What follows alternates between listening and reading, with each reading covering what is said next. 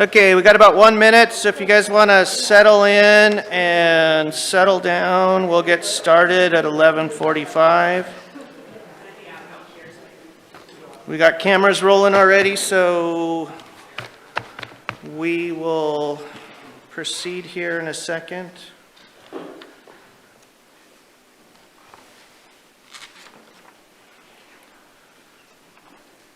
Okay, I got 11:45, looking across the dais, and I got the majority of everybody here, so we got a quorum. I'm going to start the workshop off with standard operating procedures, latest legislative policies, and priorities. And I will hand that over to you, Mr. Aaron. Mayor, welcome back. Thank you. And good morning, council. First item on your agenda is to have a general discussion about our legislative efforts and standard operating procedures moving forward with regards to legislative advocacy. So I'm going to go through, and basically what I've done is I've highlighted in the slides the language that we're proposing for your consideration that ultimately could be adopted at a future business meeting with regards to a standard operating procedures, which we'll be calling SOPs, for legislative advocacy for both council and for staff. The intent is to preserve the traditional policy-making authority of the mayor and council while providing staff with the agility needed to respond quickly to rapid developing matters in the Oregon legislature and public agencies, because things will pop up and we'll not be able to respond in too timely of a fashion because a response may be needed that same day. So I've got Greg Limhouse here also with United Strategies. He'll be following up my presentation of SOPs with regards to the legislative update, provide you a legislative update. You'll be able to discuss what our legislative priorities might be moving forward, and we will also maybe have a general discussion about City Council's interest in potentially going to DC this year for some legislative advocacy also. Looking at the SOPs, I'll break these down here. Mayor and City Council would retain full policy-making authority for setting the city's legislative priorities and positions. So that basically states where the true policy making resides, and that is with the City Council. The city manager and staff would be charged with implementing the council's policy direction, manage the day-to-day operations, and ensuring the city's interests are represented in legislative and regulatory processes once council has identified those legislative priorities.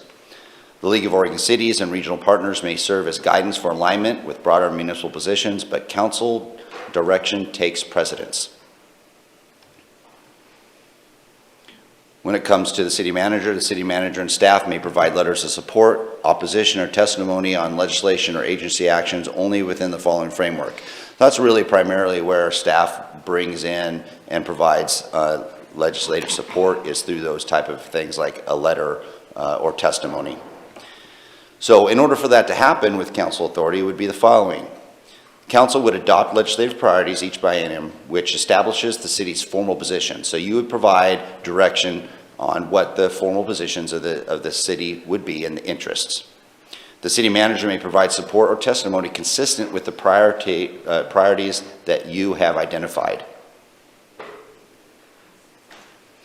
When it comes to time-sensitive matters, when a legislative or agency matter arises that directly impacts city operations, funding, or regulatory compliance, a time constraint prevents prior council review, the city manager may submit testimony or letters provided that they are consistent with prior council position or practice, those that you've identified, and or focused on protecting established city revenue streams, operations, or compliance obligations.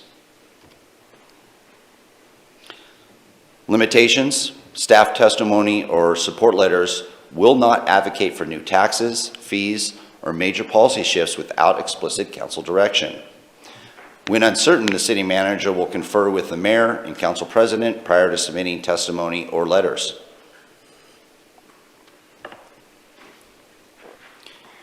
The city manager will notify the council as soon as practicable when testimony or letters are submitted on the city's behalf, and copies of all testimony or letters would be provided to the council for transparency.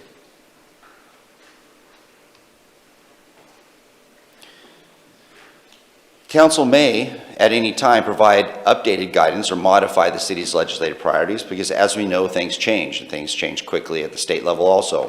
Following each legislative session, the city manager will provide a legislative session report summarizing testimonies or letters submitted, outcomes of key legislative proposals, and recommendations for future council direction.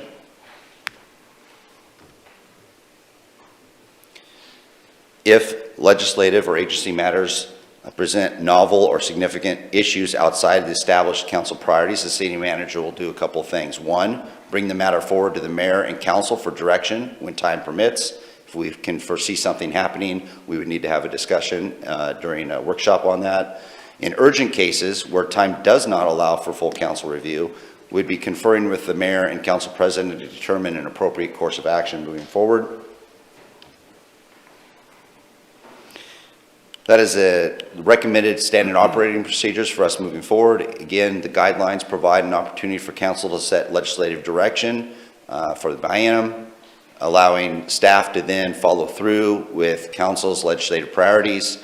And in the effort that something new comes up, things would be conferred with the mayor and the council president before further action was taken.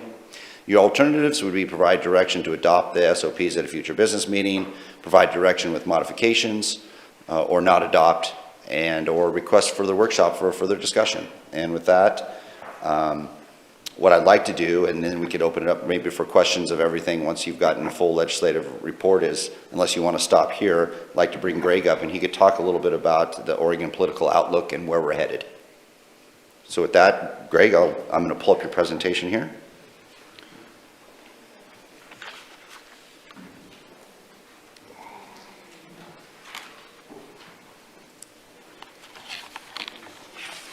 All right, there you go. Up and down arrow will do it. Okay, thank you. I'm going to raise this up a little bit, Aaron, no offense. Sorry. All right, Mayor and Council, thanks for having me today. Again, my name is Greg Limhouse. I'm with United Strategies and Consulting. My business partner, Carrie, who I believe you have all met, and one of our colleagues, Isis Thornton Saunders, are on their way up to Salem as we speak for legislative days. I'll meet them up there later today. This is the last legislative days session for the year. And what legislative days are, they're legislative hearings that are held. No action could be taken in the hearings, but we do get an idea as to what may be coming up next session. This week in particular is consequential in that, and we'll talk more about it for the upcoming session, is the state has identified an approximately $350 million shortfall in the budget that they passed at the end of last session. And so they need to figure out how to balance that. By state law, they cannot run a deficit. So what they have asked all of the agencies to do is to come before the legislative bodies, committees, with reduction package options. So all the committees you're hearing from, Department of Administrative Services, Oregon State Police, OHA, all of them, about how would they reduce their budget. And I believe the target was 10%. That may not happen for every agency, but they want to start those discussions. So this week is a pretty impactful week. We'll also be having meetings with various legislators and the legislative leadership to further find out what their priorities will for the upcoming session and what they'll be. But we'll get to that in a second. What I want to talk about really quickly is I'm going to do just a very brief recap of last session. At the end of the session, session ended in June. That was a long session. I think within a few weeks, we sent you a pretty lengthy report. It was about 35 pages long. There's a lot to it of all the bills that passed, what happened, what didn't happen. During a long session, like we had last session, we will review over 3,000 bills. This last session, 3,400 bills were introduced, and about 3,000 of those were introduced the very first day of session. And that requires us all to go through it as fast as we can to determine, does it impact the city of Grants Pass? How does it impact you? Get information, feedback. It becomes a really, it's like drinking from a fire hose for the first couple weeks. And as the session moves on, things kind of take shape. But I'm going to touch briefly on a few things that impact the city. If you have questions, I'll give you some follow-up, but it might be better to email you all with the response of a more detailed answer. It's in that report as well. I just don't want to take up all of our time on that today. But these were pretty influential, pretty important legislation the last session. Senate Bill 179, recreational immunity. This was a really debated bill the prior session in '24. And the reason it came about is an individual, I think it was a coastal town, I want to say Seaside, I might be wrong, tripped and fell on a walkway going down to the beach. This individual sued the city, and it was determined by the courts at that time that the city would be liable for that, even though they weren't really at fault, it was their path. And so they said, well, you're liable. And then you had insurance companies say, okay, well, if that's the case, we're not going to insure cities anymore. So cities were in a position where they felt they may have to shut down their parks, they may have to shut down all their recreational activities because they wouldn't be able to withstand lawsuits.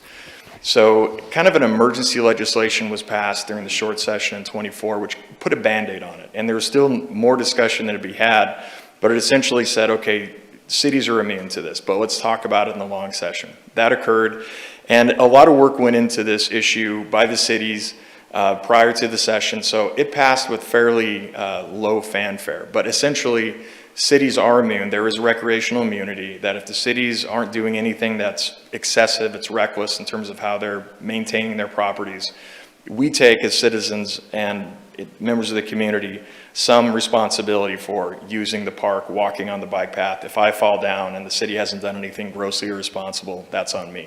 So there is recreational immunity now for the cities, and that was really big, really important. Didn't get a lot of attention, but important. House Bills 2074 and 2078, we talk about this a lot more in the report. It's vertical and multifamily rental housing and properties tax extensions. Ideally, that provides for the ability to have more of those types of facilities in Oregon. What we are finding, though, and I think the staff would probably back me up on this, planning, community development, a lot of housing bills have passed the last couple sessions that really just aren't that workable. And we're hearing from a lot of other cities wanting to tell legislators, okay, we hear what you're trying to do, but it doesn't work. The parameters you put on these things make it very difficult for us to get anything done. The other thing that other cities are saying, and I think I've heard from staff too, is one of the messages we'd like to tell the legislature is just stop, slow down. Every session you're coming up with new regulations, new housing things we have to do, and by the time the staff gets ready to roll something out, something new comes up. And so it's so difficult to implement anything that they want done. So that'll be part of the message we'll talk about in a little bit. Another really significant bill that passed that, again, probably didn't get a lot of attention is House Bill 3746. That is the condo defect requirements. So there's a lot of technicalities to this, and my business partner, Carrie, has a background in housing and real estate, probably explain it better. But essentially, it became very, very difficult in this state to sell condominiums. And the reason why is the look back that insurance companies would require to insure a condominium for defects was so long that banks didn't want to loan on condos. And condos in this housing market, as you probably all see, has become, I think I heard a legislator say this, and I think it's a good way to describe it, the new starter home for people. You can buy a condo for a reasonable amount and then start to build your wealth and flip it and build. But if condos aren't allowed to be sold in Oregon, that takes away a really key piece to our housing inventory model. Well, this changes that and should make it a lot easier not only to sell condos, but now encourage developers to build condominiums. So that, again, that's another piece of the puzzle of the housing shortage we have. Senate Bill 916, I'm sure you're all aware of this. This provides unemployment to striking workers. This will have an enormous impact on cities, school districts, anything that's self-funded. The cities, the school districts, all of them came out very opposed to this, but it passed, and starting January 1st, this will be reality. And how that impacts the city, I think we can all assume that's going to be something that's going to be very impactful, I guess is the best way to put it. There is some rulemaking going on right now, and we sent that information to Aaron. It gives the city a chance to provide some input in the rulemaking process. I don't know how much of an impact it will have, but it's important to at least provide that perspective so that they can consider it. The rulemaking process happens after the law is passed, and then they start to determine, okay, how do we implement this law? So it's kind of the archaic, quiet version of how a law gets implemented. And then, of course, the statewide shelter program. This adds a ton more money to the statewide shelter program. This was a priority of the governor's, and I'm sure you're all pretty prized on how the shelter programs are working in Oregon. So that's kind of a few more, sorry. 906, employee deduction transparency. You have to know what is being deducted out of your paycheck. The land use application timeline speeds up the timeline, so it makes it harder for people to try and use the system to slow down application approvals. Of course, workplace age discrimination, as we're having an aging population, this becomes more and more of an issue, so there are more protections against type of discriminations for age. And this is another one that is an interesting one that definitely impacts the city, but it's very complicated, and as of right now, they're trying to figure out how this works. So bespoke is a term we heard a million times during the session, and that essentially means you make something separate from something else. So in this case, prevailing wage has to be paid by the city when you're doing a government project. What this law says is that if you are making pipes for a government project for Grants Pass and you're making them in Idaho, if the project is for the city of Grants Pass, you have to pay prevailing wage to the workers creating those pipes. That creates a much more expensive project. The problem is the state at this point, I don't think has quite figured out how to enforce that. How do you make sure that the worker in Idaho is getting paid prevailing wage for a project in Grants Pass, Oregon? It's very complicated. So this is one of those bills where the intent is clear. We're just not really clear yet on how it's going to roll out. So we are staying plugged into this, and we'll let you know every step of the way how this rolls out. But I would expect some type of system to where if the city is doing a project and you are hiring subcontractors to do work, even if it's not on the site itself, you're still going to have to pay prevailing wage, and that'll have to go into your cost model of how much it's going to cost in the end. Okay, any questions on last session's bills that passed? Again, if you want me to send that report to you again, let me know. I'll fire it to you. If you have any questions after this, send us an email and we'll get you some more answers. I will say, it was a very difficult session, and it kind of ties into what we're going to talk about now. There were some things that were held off till the very end of session. Again, we're dealing with over 3,000 bills, and with 2 weeks ago in the session, the initial transportation package came forward, a multi-billion-dollar package. And I think the assumption from legislative leadership is that they had the votes, they would pass it. Turns out they didn't have the votes. They had some inter-party fighting, the majority party did, and they were not able to get it across the finish line, which of course required the special session. The special session did not go as planned either. That took a lot longer than they thought. And as you have been probably tracking, the bill just recently was signed just a few weeks ago, which means, and we'll talk about what's happening then. What did pass was House Bill 3991. It's approximately a $4.3 billion over the next 10 years it'll raise. It'll be a 6-cent gas tax increase effective January 1st of next year.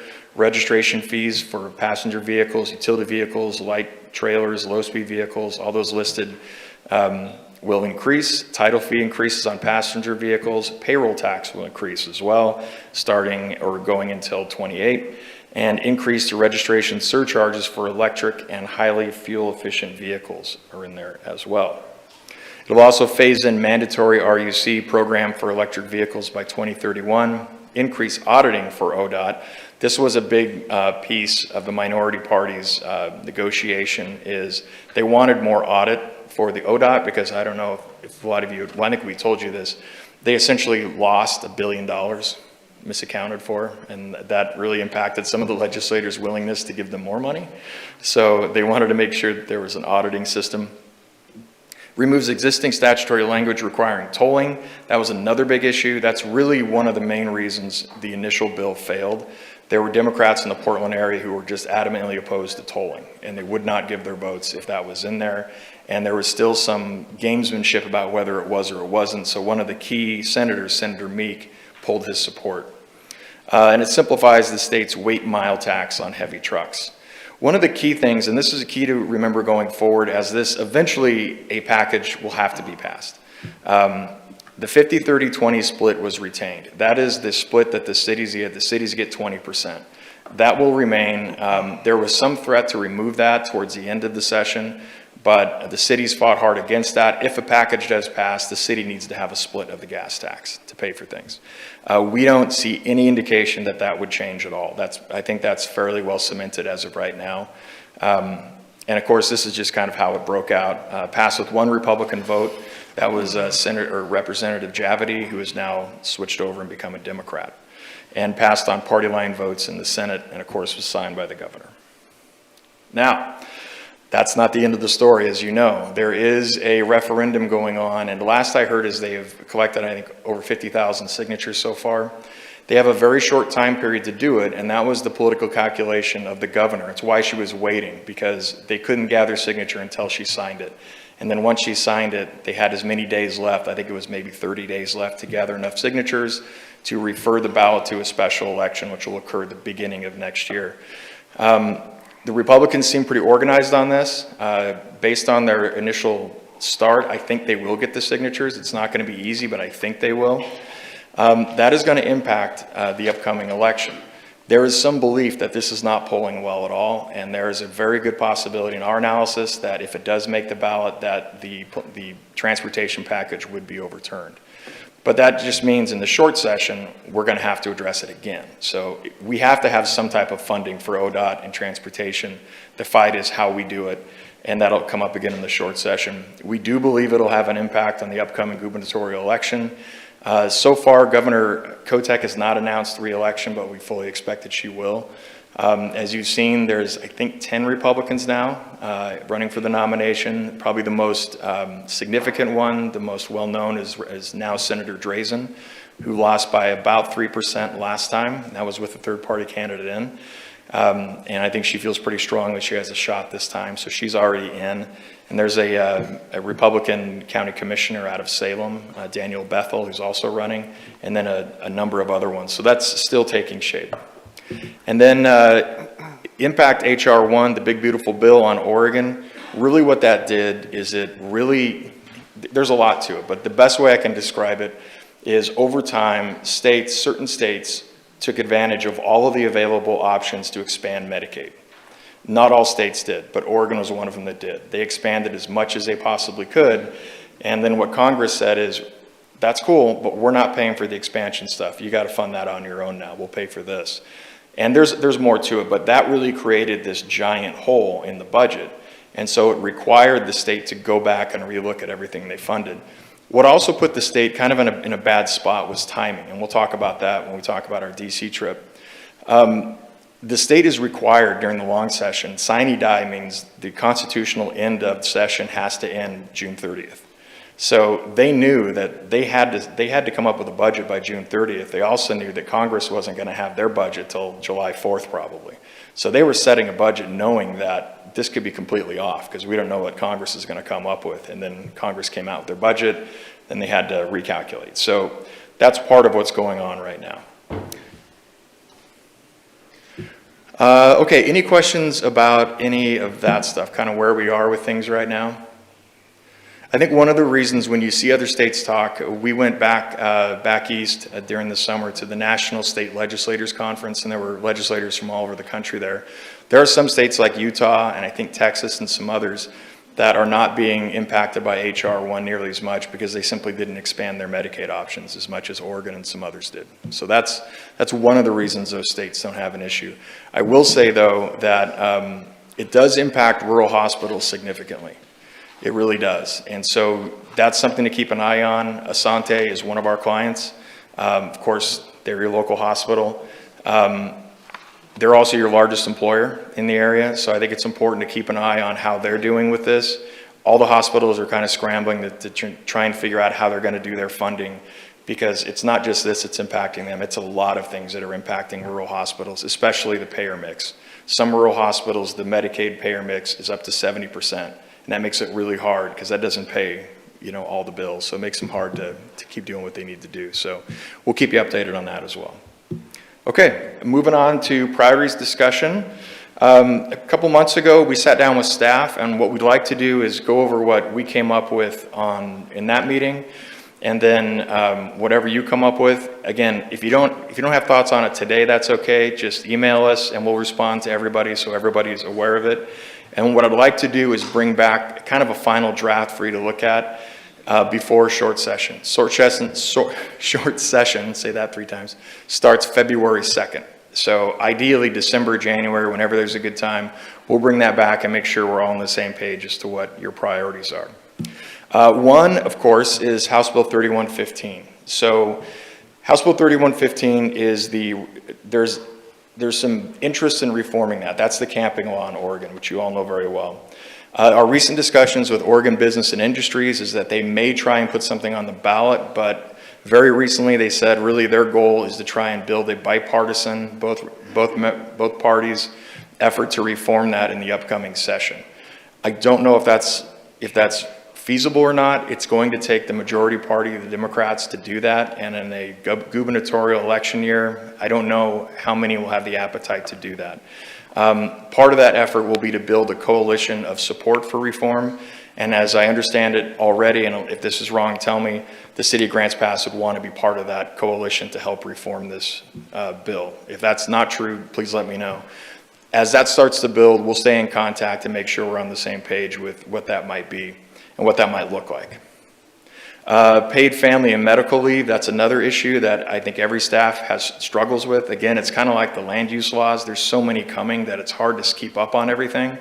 And it's making it really difficult to not just recruit, but retain, because it really makes it hard to hire the right folks because of the expense of it all and to keep track of it. And this one is difficult. It's a small thing, but it's a big thing, and it's not just the city. The Oregon Government Ethics Commission guidance on food at public meetings is gifts. There's some belief that it's a gift, there's some that it's not. What's the level of it? Everybody wants to stay in compliance. It's not just your city, it's a lot of cities to deal with, so we need to figure that out and determine, what's the answer here. Right now in Oregon, there's a $50 limit on giving any legislator any gift. That's really low, and for obvious reasons, for sure, certainly, but I think there's an effort to want to, or there's an intent to want to modernize that and update it and make it clear at least. Senate Bill 48 reform also is on the list. Land use complex, timelines, phases, and we talked about that. Protect local authorities for system development charges. So as you know, SDCs are a big part of your budget, your revenue. There are some efforts by the state to take some of that money and use it for their goals. And one of the things that we're going to push for is local control over the money that you have control over. Middle housing code, make that so that it's a little easier to use and more effective using it locally. And of course, I think a big one that has to do with a lot of the homeless issues is behavioral health and addiction treatment. We're seeing a lot of failure, frankly, up in the northern part of the state of how these programs rolled out, hundreds of millions of dollars, and it's not really moving the needle. Oregon, I think, ranks one of the top states in the nation of behavioral health need and one of the lowest in terms of access. So this is one of those nonpartisan issues. We see people on both sides because everybody I've ever known, whether it's yourself or a family member or a close friend, deals with mental health issues. It's part of being human. And so I think everybody sees that this is the core of a lot of problems we have and want to see a better system. What that looks like is still up for debate. There are some debates whether or not we should increase the ability to take people into custody for mental health issues. It's really difficult to do in this state. And there are people that want to kind of revisit that a little bit more. And of course, not just the funding, but where it goes and who deals with it. So that's it for that. Any questions on all of that stuff? I know it's a lot. And again, feel free to chew on it and send us some questions. Probably best to send those through Aaron, and then we'll respond as soon as we can with any of it. All right, do we have any questions in regards to the legislative presentation that was given to us just now? Great sort of highlight the potential interest of council to do some lobbying and with regards to DC and what that would look like and what that entails. Yeah. So we need to get started on that. Yeah, so basically, I guess is if you guys need some time to digest, then go through this. You did send out a brief synopsis, or 35-page synopsis, you said earlier. I'll resend it so you guys have it at the top of your email. Yeah, if you could resend that to everybody and get it fresh in their mind. What I'm hearing to council is that if you do want to be involved in the upcoming legislative practices, basically, you guys got to get on their radar. Yeah. So do your research and do your due diligence, and then we can circle back. Yeah, and it's really important that the council, the city is in lockstep. These are our priorities. It helps us when we're in meetings, we can look at things and go, okay, this is an issue for Grants Pass.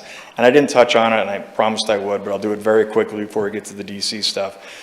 Upcoming is the short session.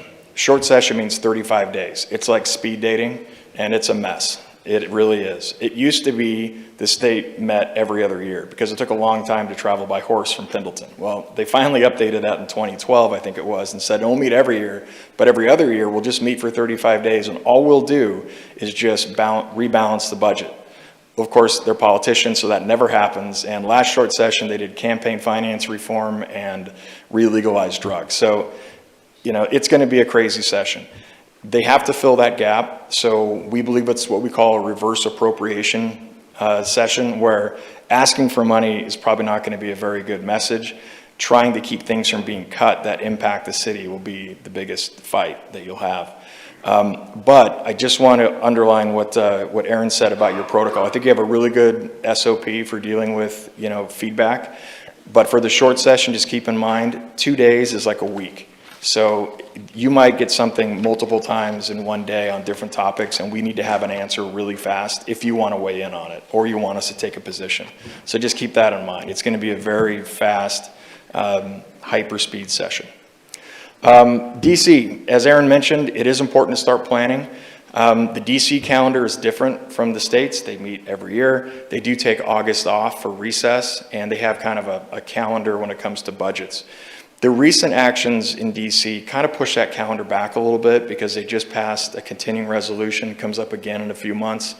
But we did call back last week with some contacts we have and confirmed that in general, our timeline is still on the money.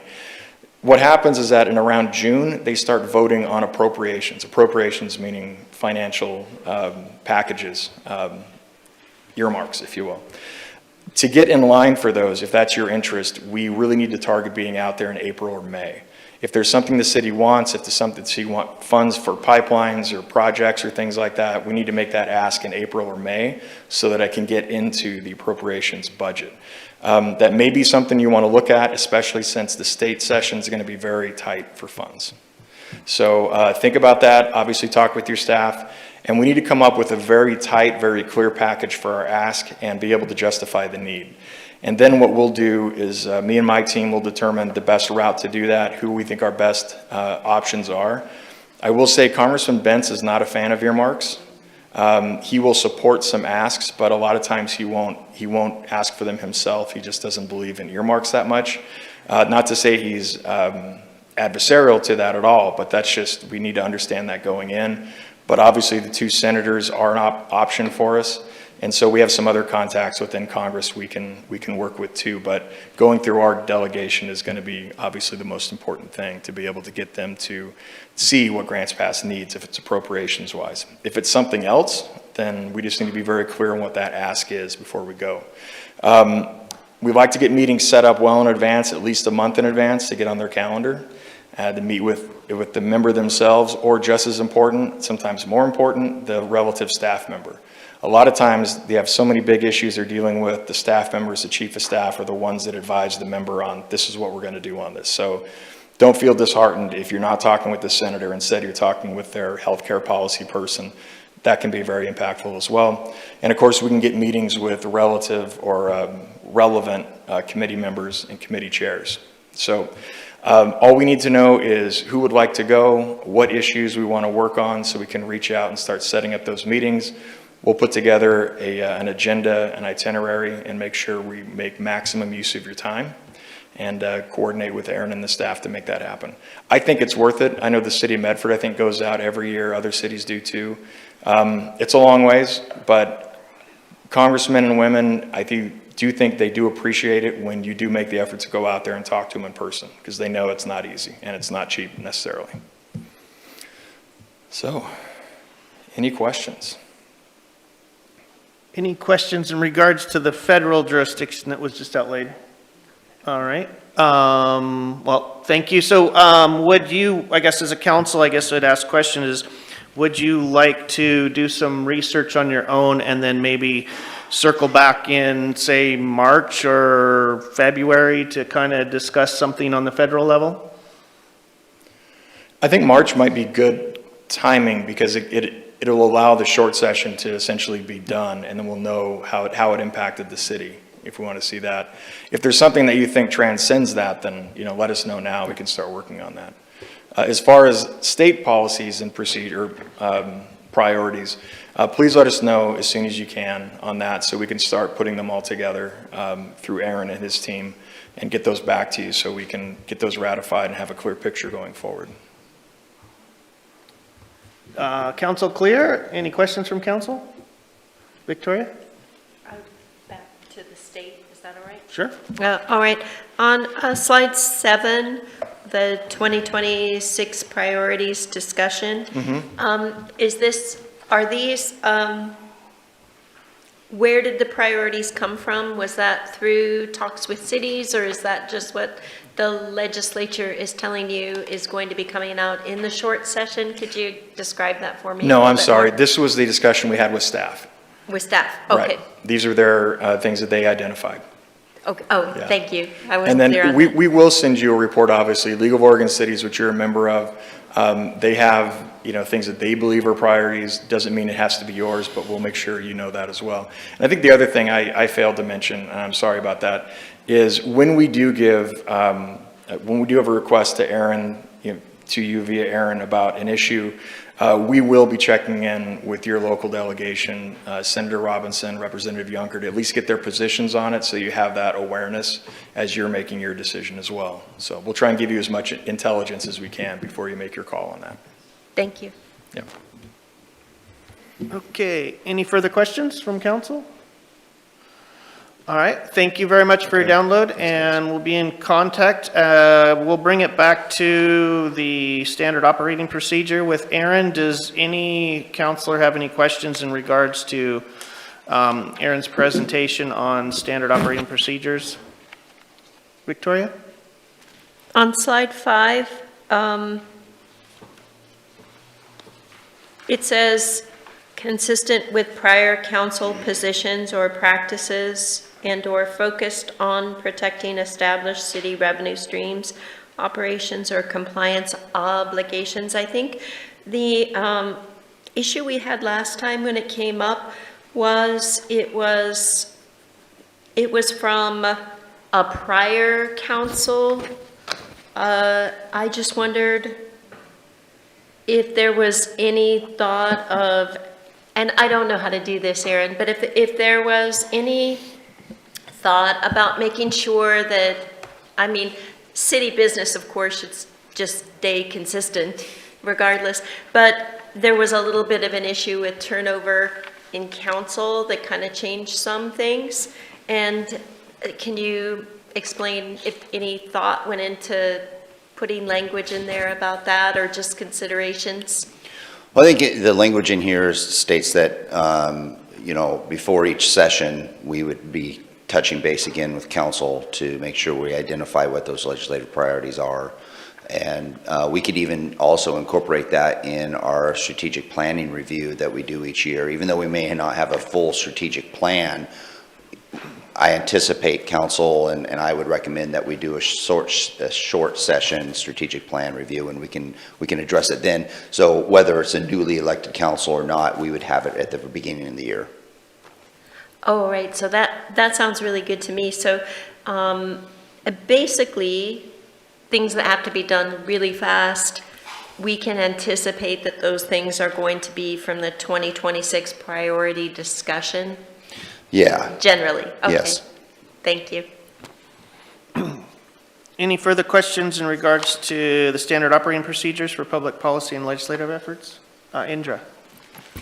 So it sounds like, Aaron, I just want to confirm that anything the staff or you are putting out there that maybe was okay with prior city council or staff, I would like to know what was consistent with them, the history of it, and then you will address us as to whether that's how we want to move forward. Is that correct? Yeah, the standard, well, let me understand what you're saying. These standard operating procedures are established to where council will provide clear policy direction before the legislative sessions on the major issues. So when something comes up, when United Strategies contacts us and says, hey, we need a support letter signed by either myself or the mayor or somebody, if it's directly in correspondence with what council has already said, yes, we support this, we can go ahead and do so and meet that 2-hour timeline or 1-day timeline turnaround.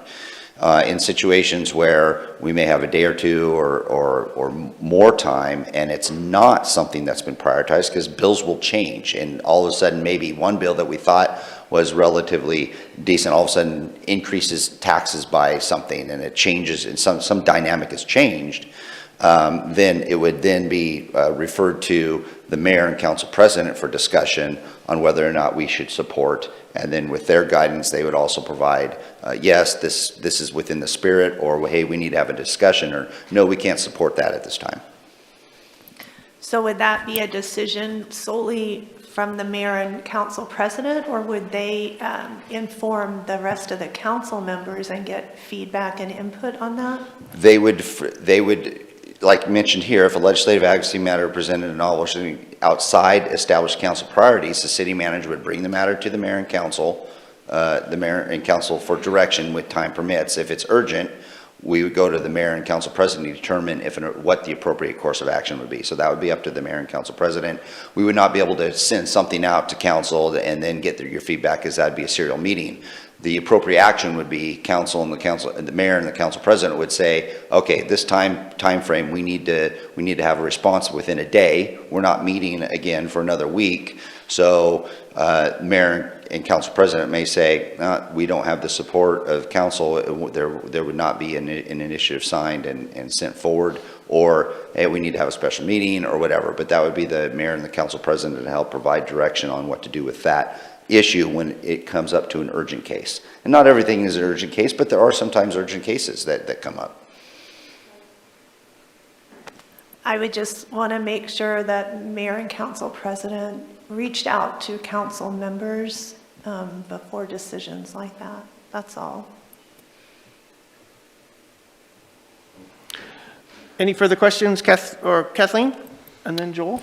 Well, I just remember a letter being issued without the council's input on it, and when it was recognized that that letter was going out, it was like, wait, stop, we don't back that. I guess that was some sort of urgent message, and how can we, is that the January short session that you're talking about, running things by us, or? I mean, to avoid that from happening again. The standard operating procedures in front of you avoids that from happening. If there's something that has not been discussed with council, then it would not go out. And we would have a discussion with the mayor and council president if there's some kind of new thing that council did not provide policy direction on. Then it would be the council president and the mayor to provide direction on how we should proceed.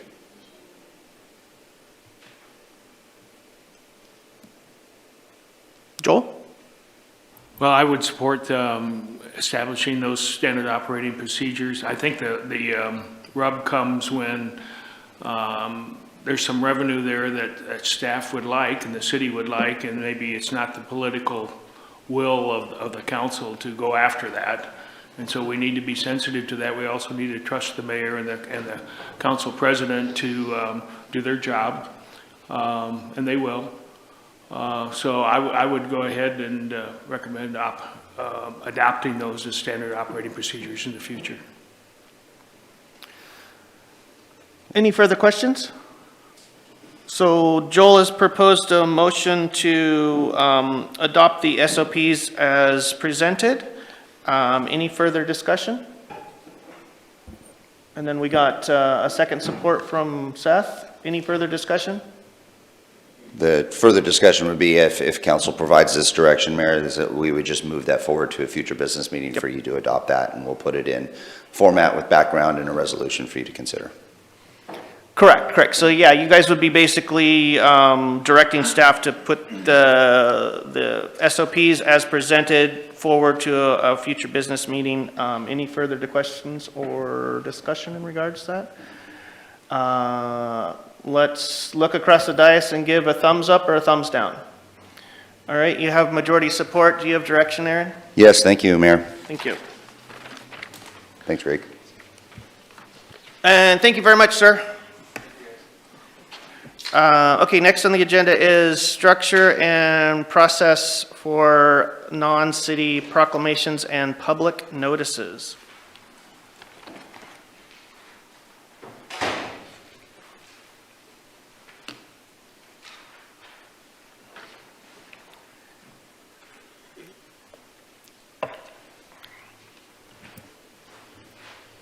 Good afternoon, Mayor, Council.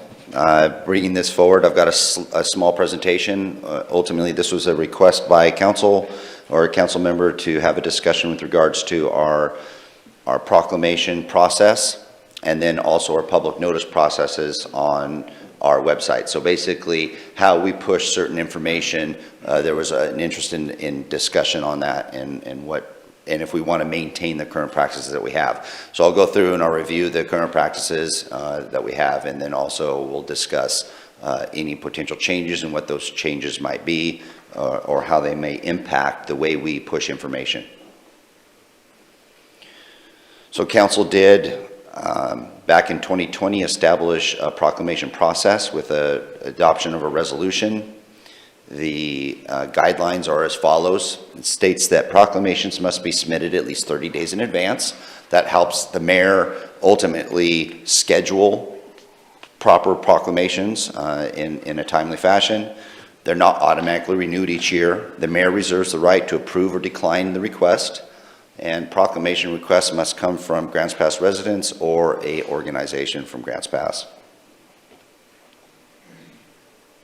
The content, which is one of the interest items, I think, of discussion today, just as a refresher, proclamation should reflect inclusive, not exclusiveness, and recognize that the strength of our democracy is in diversity. It must not take sides in matters of political, ideological, or religious controversy or individual convictions. So someone may come forward and they have some kind of political or religious issue that's brought forward. In the past, the mayor has chosen not to proclaim those because it's against the policy that we have it defined here. Proclamations must have a citywide significance and demonstrate relative relevancy to Grants Pass. So through a lot of research, thank you, Stephanie, for adding some of this information to this topic. Proclamations have been determined to have an exemption from the First Amendment freedom of speech requirements and are classified as government speech. So what does that mean? It means that technically the city and the mayor has the flexibility to establish a process for proclamation content, and it does not have to address the First Amendment freedom of speech requirements. So promoting non-city matters other than in a proclamation is not government speech, and First Amendment would apply. So what does that mean? What I'm trying to say there is for proclamations only, it's considered government speech. If we were to post notices on our website or social media, that would be First Amendment speech that we would have to follow. So the government speech only applies to proclamations. So you have a broad opportunity to express your interest, and you can now go above and beyond our current policy if council so desires, if mayor so desires, with regards to how we're currently publishing things. But from a city perspective, we need to be very careful of First Amendment. Our current practice is to reserve city communication platforms for city programs, city services, and events that are directly organized or sponsored by the city. So I've gone from proclamations to talking just generals to give you some background so then you can have a bigger discussion on the dais. We talk proclamations. Proclamations are technically government speech, which provides you additional freedoms above and beyond First Amendment speech issues that you have to be aware of. Now, for pushing topics, pushing special events, pushing items that are associated with things that we do on social media, we still have to deal with First Amendment right speech issues. As such, the city has and is likely recommending that we continue to only push and reserve information that's directly sponsored by the city or affects the organization. City communication should reflect inclusiveness, and it's the same thing as this is what we're following currently right now, which is a similar practice that we're following for our proclamations. Must not take sides of political, ideological, or religious controversy or individual convictions. It is recommended that we maintain the above practice as freedom of speech would apply if we change the way we publish notices on social platforms. So hopefully what I did today is I teed up two things for your conversation. If you're interested, one, proclamations in our current guidelines, and then public notices and push and notices on social media outlets for the city. One, you have some flexibility because it's considered government speech, that's proclamations. The second item, when it comes to pushing items from our website, we're still recommending to maintain the current practice that we have as freedom of speech would apply. What does that mean from an aspect of that? Let's say someone wanted to do the city wanted to publish something, say, with regards to abortion. Let's say if we wanted to push an item for a march or something like that, a pro-life march or a pro-choice march, you would have to publish for both. You can't pick and choose. If you're going to open that up, you have to open it up to everyone. And then you'd be able to post everything when you address freedom of speech issues. That's not the same for proclamations because it's called government speech. So that's that's the differences between the two. Government speech, you are making a speech for the government, and that's okay. First Amendment does not apply. But when you're talking about pushing other than proclamations, you either have to keep it to what we have right now, which is it does not address those issues of political, religious, ideological, controversial issues, and you're just pushing the city stuff, and then we are still in compliance with freedom of speech issues because we're not opening it up to everyone. So with that, I will pause and look forward to discussion and potential direction if there's any. Thank you, Aaron. Thank you very much for confusing the crap out of me. But that's okay. I appreciate that. Thanks giving me the final test on my first day back. Thanks. Questions from council? I see Victoria because you were in peripheral. I'll go with Karen and then Joel. So, Victoria? Yeah. So, let me know if I'm right, because the way that you explained it, I think I might be. I would love for the city to be able to have a proclamation for an event that's happened in our community for a very long time, very big part of our community, and that is the Right to Life March. And so from what you have said, and there may be others too, I'm just using that as an example, but what you explained to me, tell me if I have understood it correctly, that it would be all right for the city to have a proclamation just stating, we proclaim that the Right to Life March is happening. It's a big community event, and we just want to, I don't know if even the word honor, but just to acknowledge the work of this long-standing community event. That would be something that would be all right to do if we change our policy under a proclamation, but not under, to advertise on our website, correct? Am I understanding that correctly? Correct. For proclamations, it's government speech, and so you can sort of pick and choose. If you were to choose to do that on your social media platforms, you'd have to open it up to everybody. So both sides or multiple sides or points of views you would need to post those also.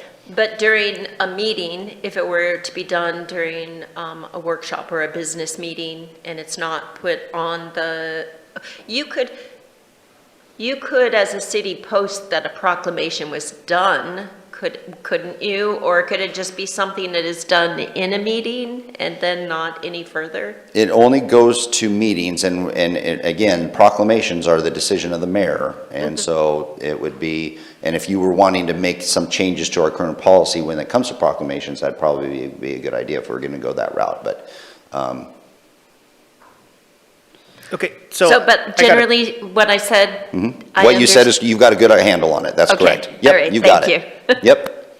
so I'm going to go to you guys in a second, but I have to stay on this. So the way I'm understanding the word proclamation is basically the same word as announcement. Yeah. So this, Mr. Mayor, It's, I would actually disagree with that characterization. that's why I'm having this conversation, because I need to clarify what the actual premise of the proclamation is, because I see a proclamation as I'm going to advocate for this, or I'm going to, so please, definitely. That is closer to accurate. So Okay. it's essentially the city taking a position. We are promoting this, or this, and I don't have the language of an actual proclamation in front of me, but more often than not, they're phrased something like, I, the mayor, hereby proclaim. Correct. Which means it is the government speaking. So as long as the government is speaking and has control over what that message is, and you can revise the proclamations if somebody else provides them, that's what makes it government speech, is that it's your statement on behalf of the government. And because it's government speech, there's no boundaries on viewpoint discrimination. That's where the rest of the First Amendment tends to come into play when we're talking about the notices or flyers. Those would be announcements. Those would be, it's the government proclaiming something versus the government pushing out a flyer for somebody else. Those are the two ways to look at it. And proclamations, we can take a position. The notices, you can't, because you're going to have some potential issues with First Amendment. Thank you very, very much. Without me asking you to do all that for me, you did that, which was awesome. So basically that's what I was trying to get at, is the proclamation is more of advocating for something and not necessarily announcement. The way you explained it, Victoria, was that if the council was to use a proclamation to announce that there was an event coming up for this certain topic, I think that was I misunderstood that. So I think a proclamation would have to stay within the definition of advocating, of using the government speech to promote something, not necessarily an announcement. That's kind of the way I understand it, and the way you just explained it, it was a little bit different. Yeah, so we need to figure out who's right.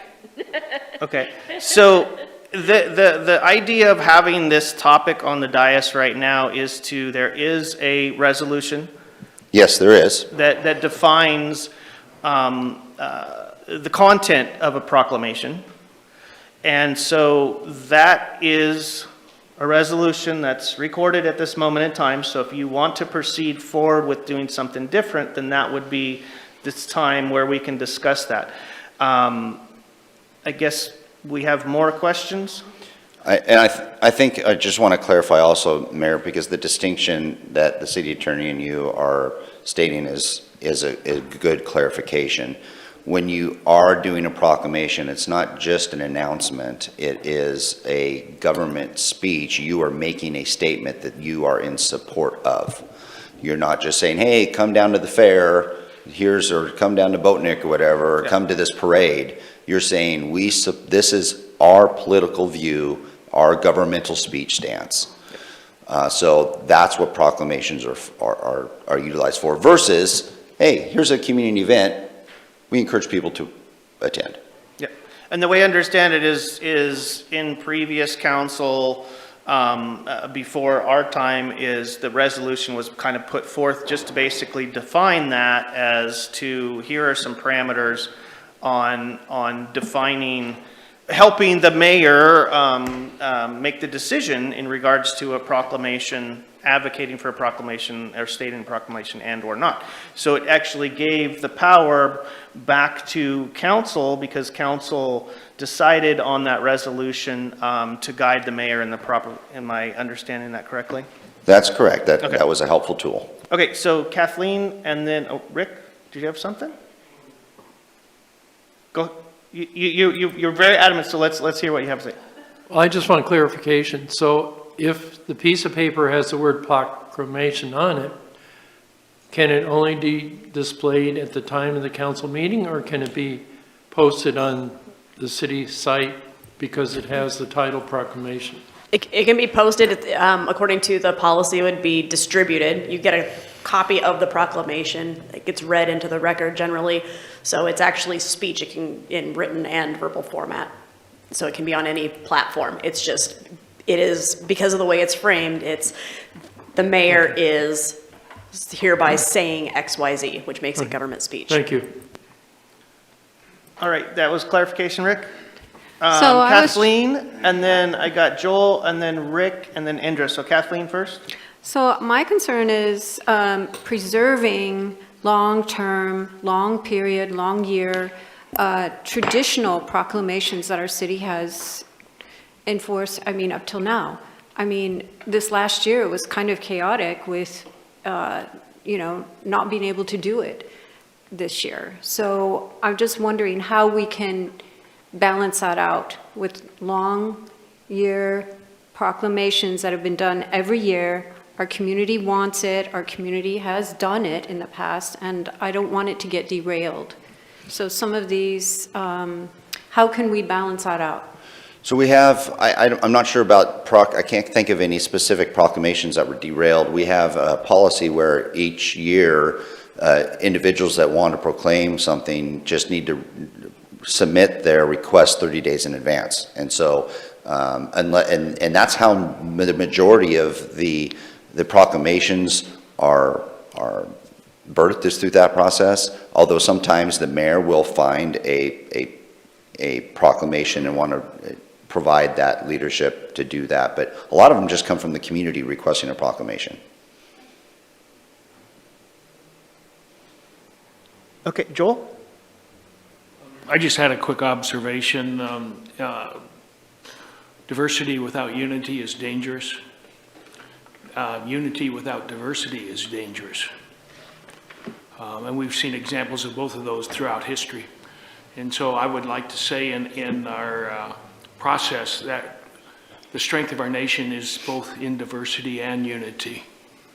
And that's unity to the principles of our Constitution and the Bill of Rights and Declaration of Independence. So do you think? You should end with, so do you think? Because that was question period. So do you think? Thank you very much. I had Rob and then Indra. So I just wanted to clarify something Clint just said, or at least I guess I'll ask Aaron a question to clarify it. But Clint, you said that the current proclamation process was done by our prior council before our time, was the word you used. But my understanding is that actually you and Joel and Rick were on the council that actually created that proclamation process. So it wasn't before, it wasn't some distant past, and it wasn't the council that was voted out in 24, but it actually was you and Rick and Joel. Is that not correct, Aaron? It was in 2020 that proclamation was, Right, so, okay, so that that would have been resolution was Clint done. and Joel and Rick. So I just wanted to clarify, that was the council that created the current process. Thank you for that clarification. And yeah, I was on the council at that time. My statement was more for, there was newer councilors that were asking for us to revisit the proclamation procedure. And so I guess my generalized statement was for on their behalf. But yeah, you are correct, Rob. It was on the council when I served back in 2020. Indra. So the mayor has the purview to deny or accept proclamations. I mean, that's his job. And so I think some guidance would actually help the mayor in whoever the mayor might be. I mean, nothing that we don't trust the mayors, we do, but that might give them some good guidance in that sense. Is there any legal repercussions? So say the mayor approves certain political or ideological or that sort of proclamations speaking on behalf of the city, But then when other proclamations from, I mean, there's always anti-groups to everything, right? And so if they should submit proclamations that were denied, denied, denied, is there any legal ramifications to the mayor or city in those cases? Those, because it's government speech, the First Amendment doesn't apply. And so it's the government taking a position, and that position has been chosen. There's alternate positions out there, but that's not the position that was chosen. As you know, you all have a memo that will go into a little bit more of this in depth. But one of the things that courts have found is that basically the recourse for if people don't like the speech that's coming out of the government, then they can replace the government. So it's up to the citizens to decide that they want to elect somebody new next time because they don't agree with the positions being taken. Any further questions, Victoria? So, actually, it would be a comment, so it's not necessarily a question. So I'll wait. Any further questions? Okay, so thank you, Aaron. Thank you, Mayor, Council. So currently, your proclamation, there's a resolution that defines proclamations to a certain extent. It's not very defining, except for the fact that it basically just errs on the side of not to take sides in matter of political, ideological, or religious controversy or individual convictions. Yes, I believe that was set forth to give a guidance to the mayor in determining whether a proclamation should be issued or not, and with the guidance through that resolution that actually came from council members. So it would help the mayor make a generalized decision, knowing that he had the support of this topic being reviewed and scrutinized by council, not each individual topic, but the guidelines had been. So this was brought forth to you guys at this moment in time to educate yourself on where it stands, and if you want to further the discussion and change it, that is your purview at this moment in time. If not, then this would have been deemed as more of an educational session. With that statement, we can go into discussion. And Rob? It's a discussion, but it's also a question. So it was my understanding from, I guess, prior communications from our city attorney that the proclamations were part of First Amendment issues. In other words, if we were to allow one side of an issue, we had to allow a different side. Now, today we heard that there's a thing called government speech, which would allow, during a proclamation, for the city to take pretty much any position they wanted and exclude any presentation from the other side. So that's accurate, right? That is accurate. Okay. My understanding of it was not quite correct until I did a deep dive over the last few days. Okay. So essentially, the resolution that's on the books now, whether we do anything to it or not, well, if we don't do anything to it, I'm not sure if Clint appreciates this or doesn't, but it basically is 100% up to the mayor, right? Whether he wants to or she wants to support a position. And he or she can do that without having to worry about the other side of an issue demanding equal representation. So the way it is now, it's 100% up to the mayor, and actually doesn't include the council at all, the way it's written now. Is that correct, Stephanie? Or Aaron? I believe that's the way that the resolution is written, that it's the mayor's decision, but council provided the guidance through the resolution. So if we were going to change this, it could, I would imagine, be changed, but I don't know, I'm asking, that the council were to vote on that, take the power away from the mayor, or it's the mayor's prerogative either way. In other words, so would council be allowed to change it to have council making the decision, take the power away from the mayor, or the mayor keeps it? I honestly don't remember the resolution off the top of my head and whether or not it actually gives that power to the mayor or if that was already inherent, but I can get you an answer to that question sooner rather than later. Because I think that that's probably really the only thing we're discussing. If we're discussing a change, if it's the mayor's prerogative now, that's fine, and if there's an ability to change that and council wants to change it, that would be the issue. Otherwise, I don't know what else we're discussing, really. So do we know, is it spelled out in the charter? Okay. We're confirming, we're confirming if proclamation is spelled out in the charter, but it currently, whether it's in the charter or if it's in council practice and policy, there is language stating that the mayor is the one that does the proclamations.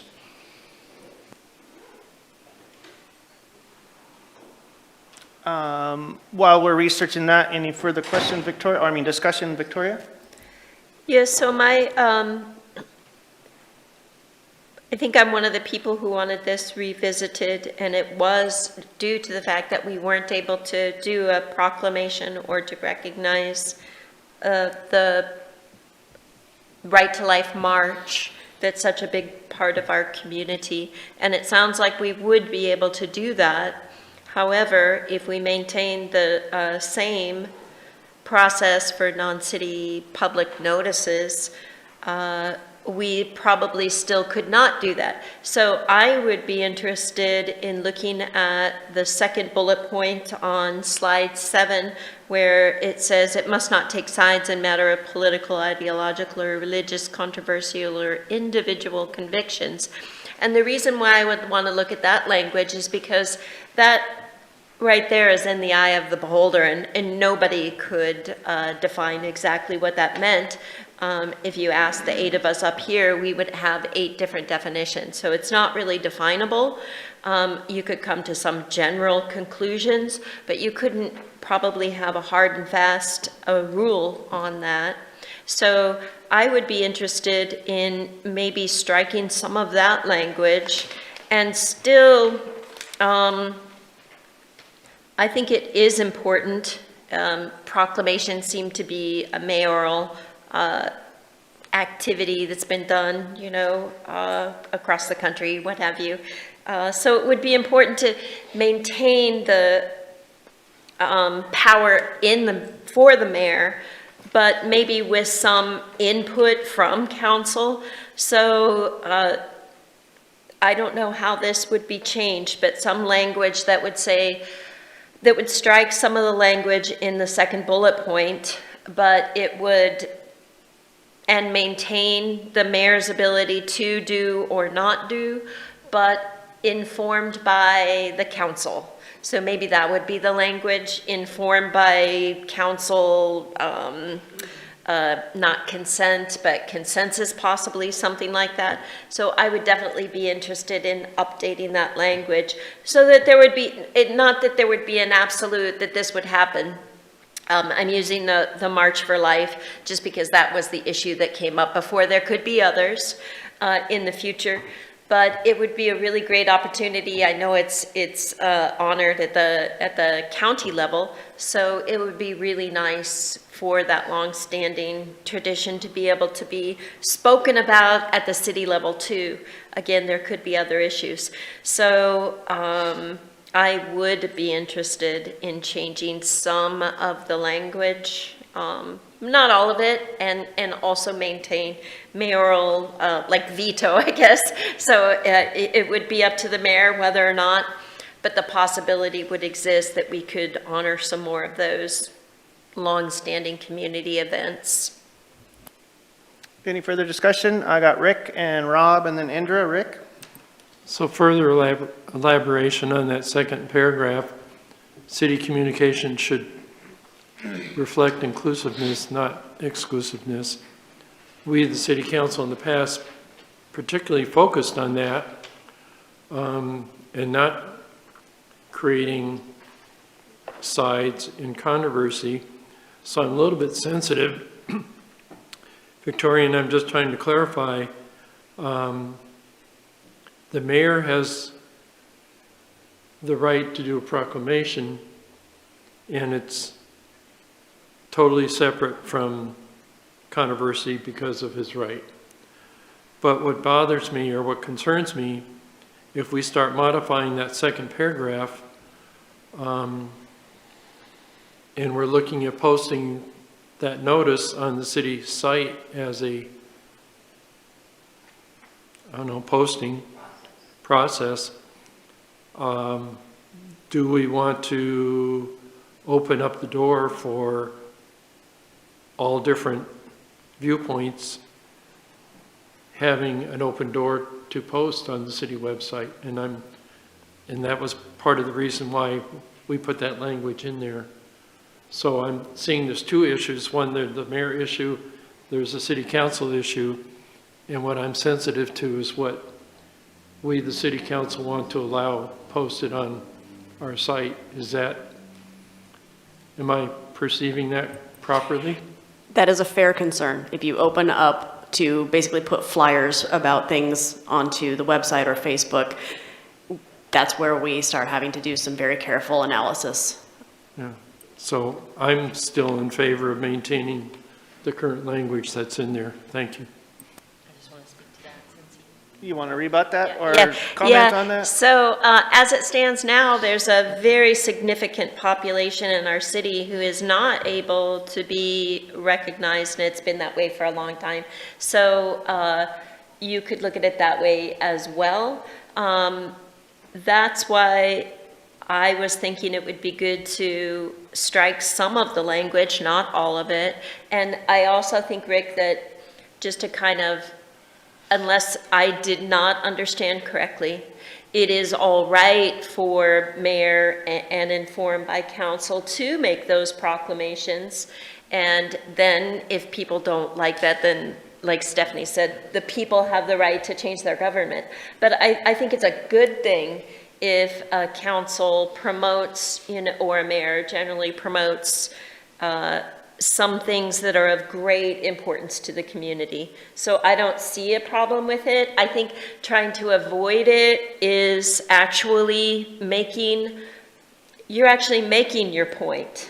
That I fall on this side and not this side because I'm excluding that. That's kind of how I see it, but I know it's like a nuanced, but the way that we have it now, there's a big, in this one issue, like the March for Life, that's a huge portion of our population who isn't represented or can't be represented in a possible proclamation. So that's why I thought it was important to look at it. I got Rob, and then Indra, and then Kathleen. Rob?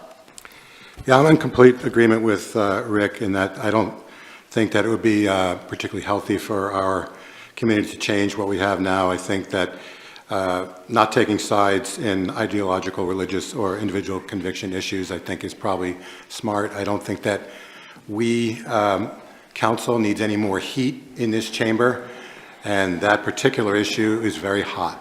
And anybody that was paying attention a few years back, and that might be three councilors that are up here, know that when we had tremendous representation of the, we'll say the Right to Life group at every council meeting, it was a half an hour of them taking over the meeting, and I don't believe anybody thought that that was particularly positive.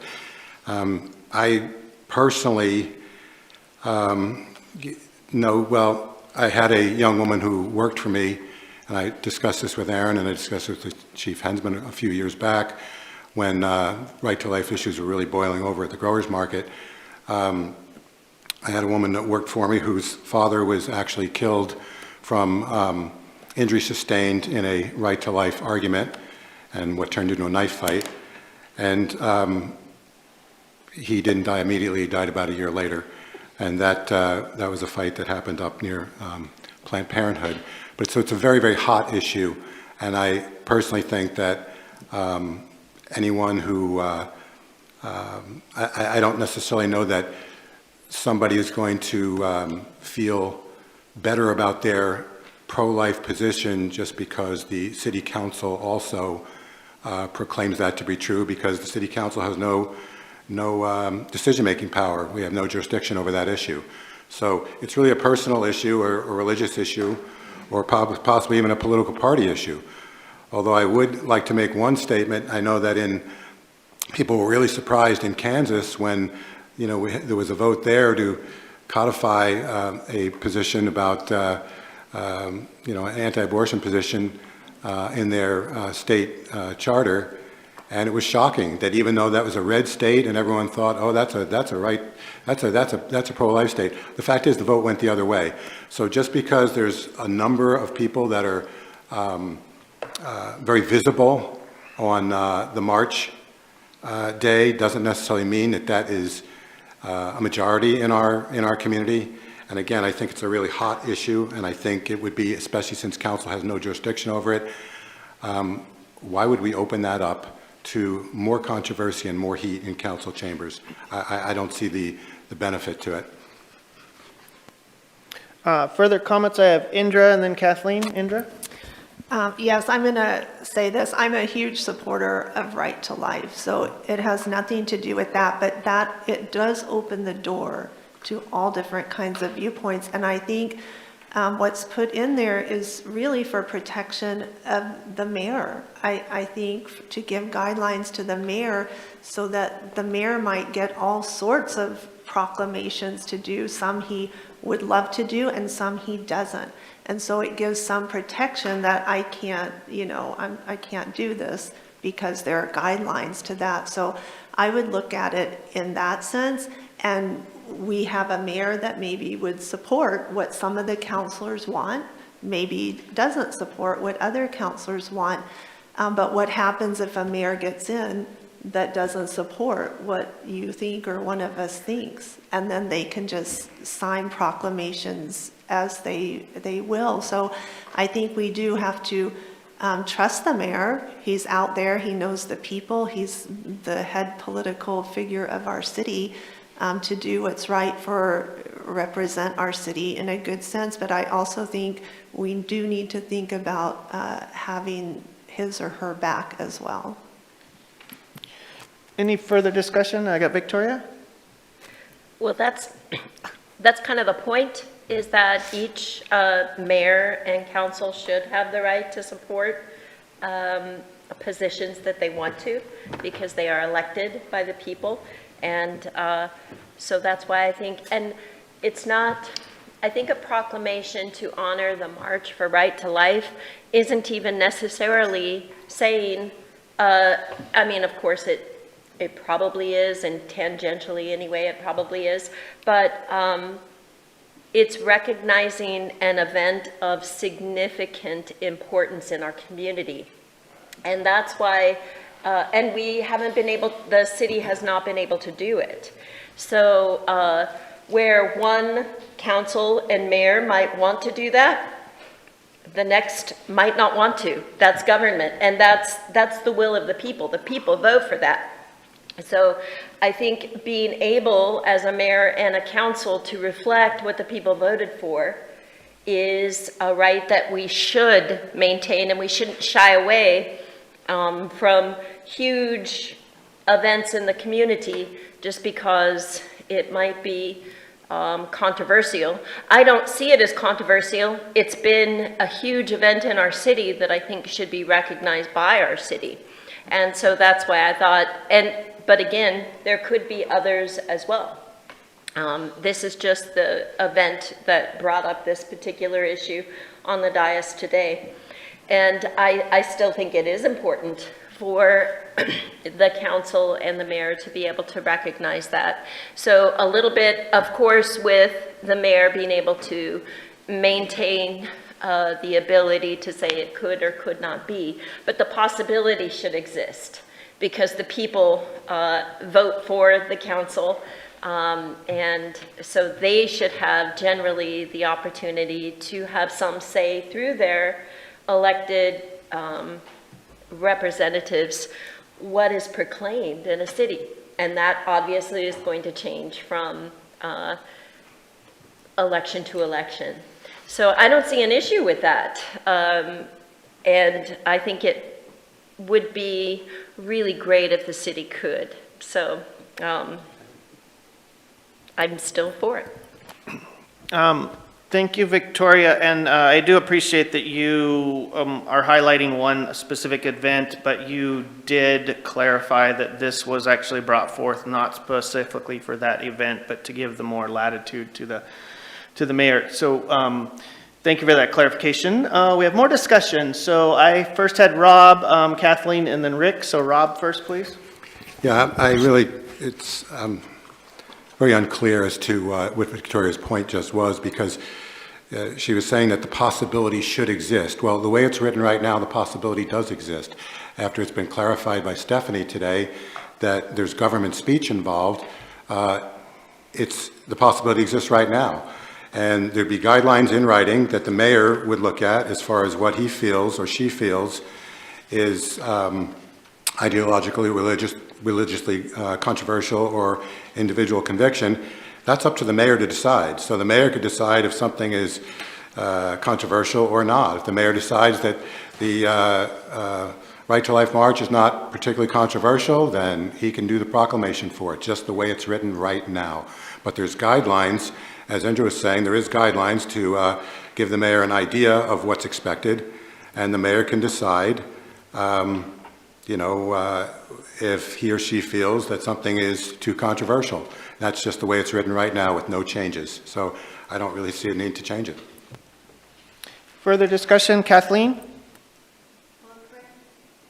Correct me if I'm wrong, but what I was hearing earlier was that the mayor can proclaim whatever he wants. It's just if it gets printed on the website that it gets a little bit controversial.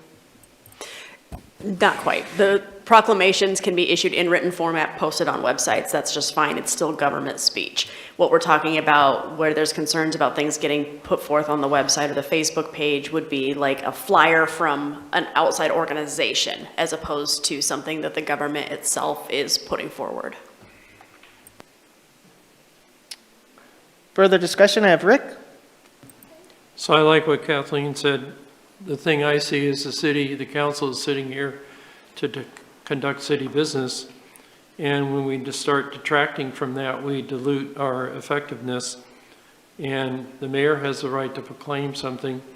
But if the city council wants to open the door for just anybody to come in, because we're going to start posting on the city website our positions, I like the current policy that exists. Thank you.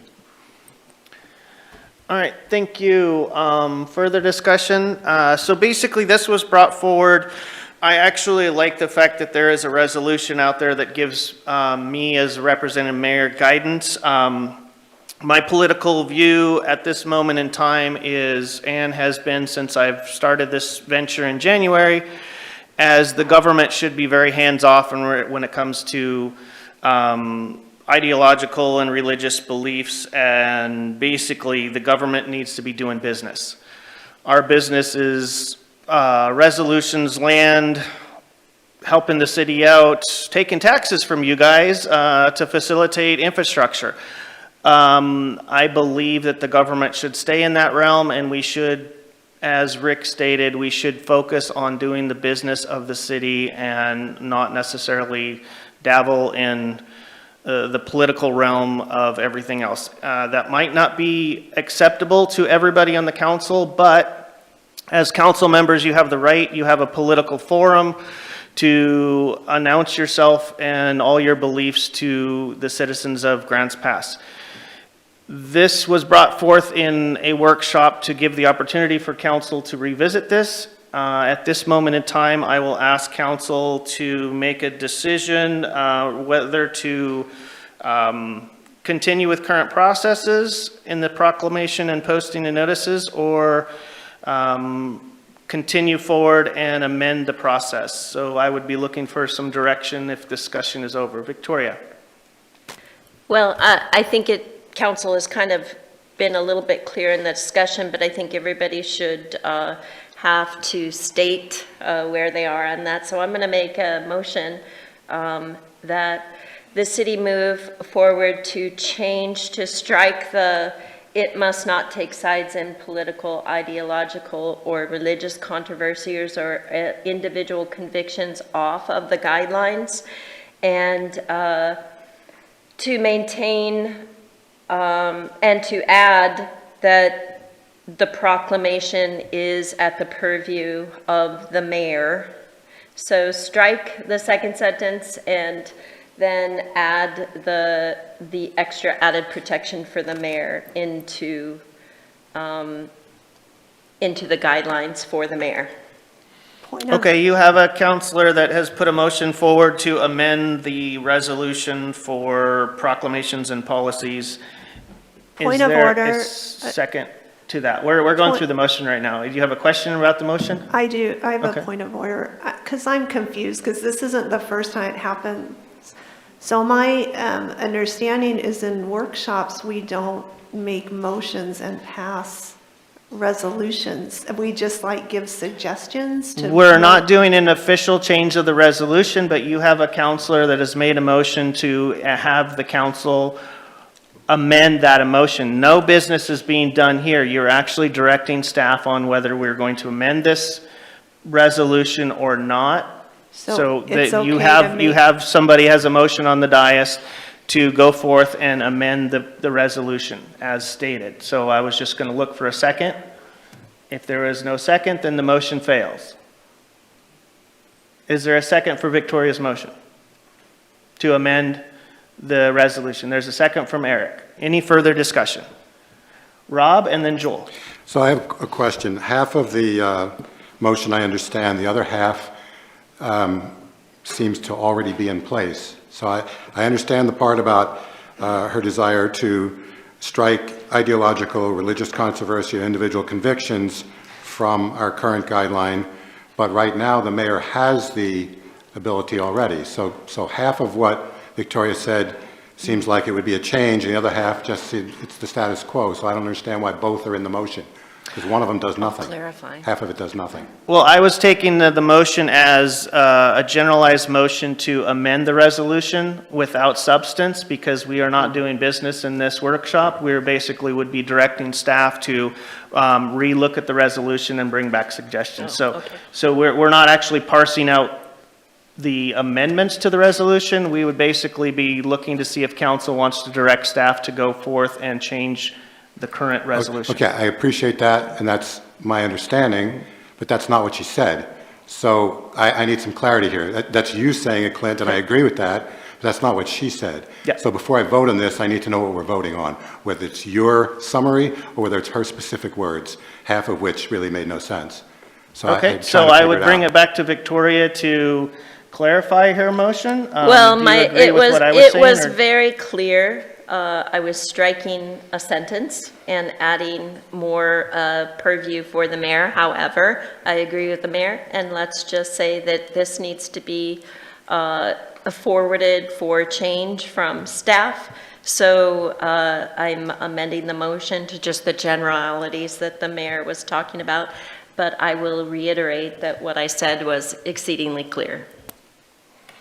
Okay, so we have clarification of the motion to proceed to direct staff to amend the current resolution and bring it back in another workshop. And we have a second on that. There was further discussion. Joel? I think if we pass the motion, it's a double-edged sword. And we could get into a lot of situations that really we need to avoid.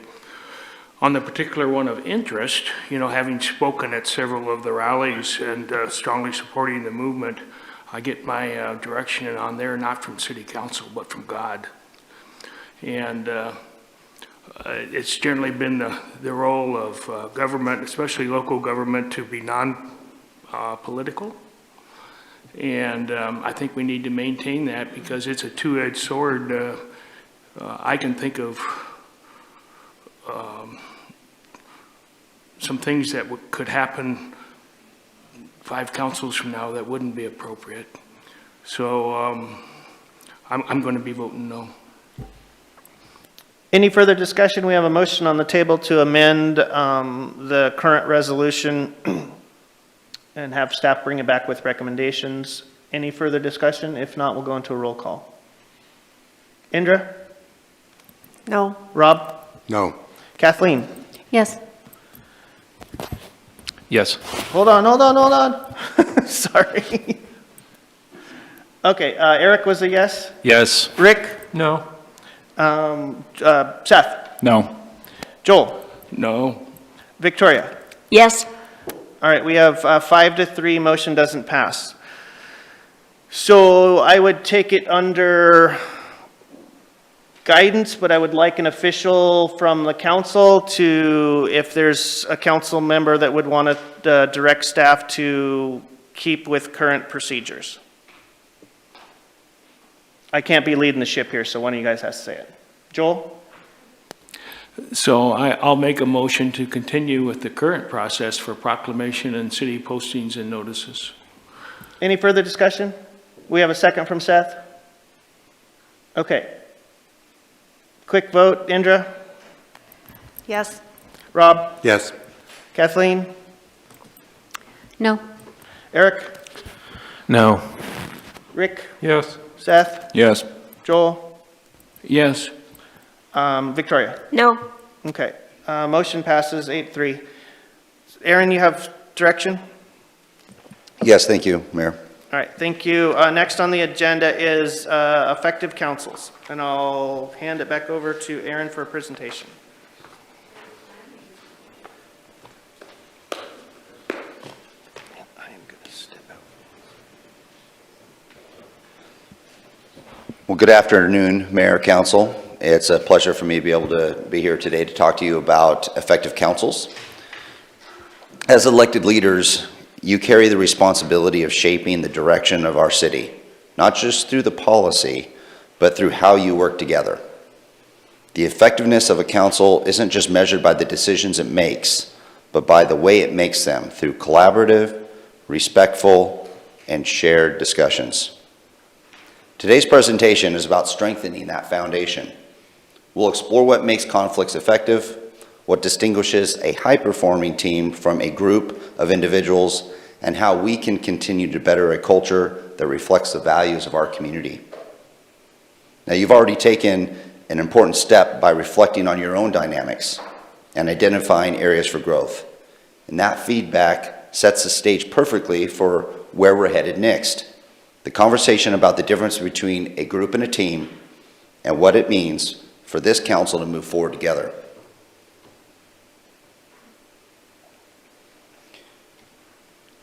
So what we did is a few months back, the mayor, council president, myself, city attorney, sat down with the council members individually, and we discussed this topic, recognizing that we think we could do better. And we received some comments from council through those meetings, and they've been incorporated here in this presentation. So I want to first start off with that as a baseline. What have we sort of identified? What are our comments with regards to how we're interacting together? And I'm hoping that this will be sort of a team approach today, so I may be asking for your assistance and input throughout this presentation. I'd like to first start off with, these are the comments that we received from council on a one-on-one basis. And maybe Councilor King, if you could take this first slide, would you please read some of these? We have a number of comments that were made, and I've put these together. Could you please take the first slide? Councilors need to come to the meeting prepared. You want me to read the whole thing? Yes, please, go ahead. Team building exercises, effective teams, conflict management, how to have effective dialogue and listen to each other. Councilors are feeling targeted by their peers. Stay on topic with discussions, don't make it personal. Don't call people out or degrade opinions or action in a public meeting. Thank you, Councilor King. Councilor Crone, would you take this slide, please?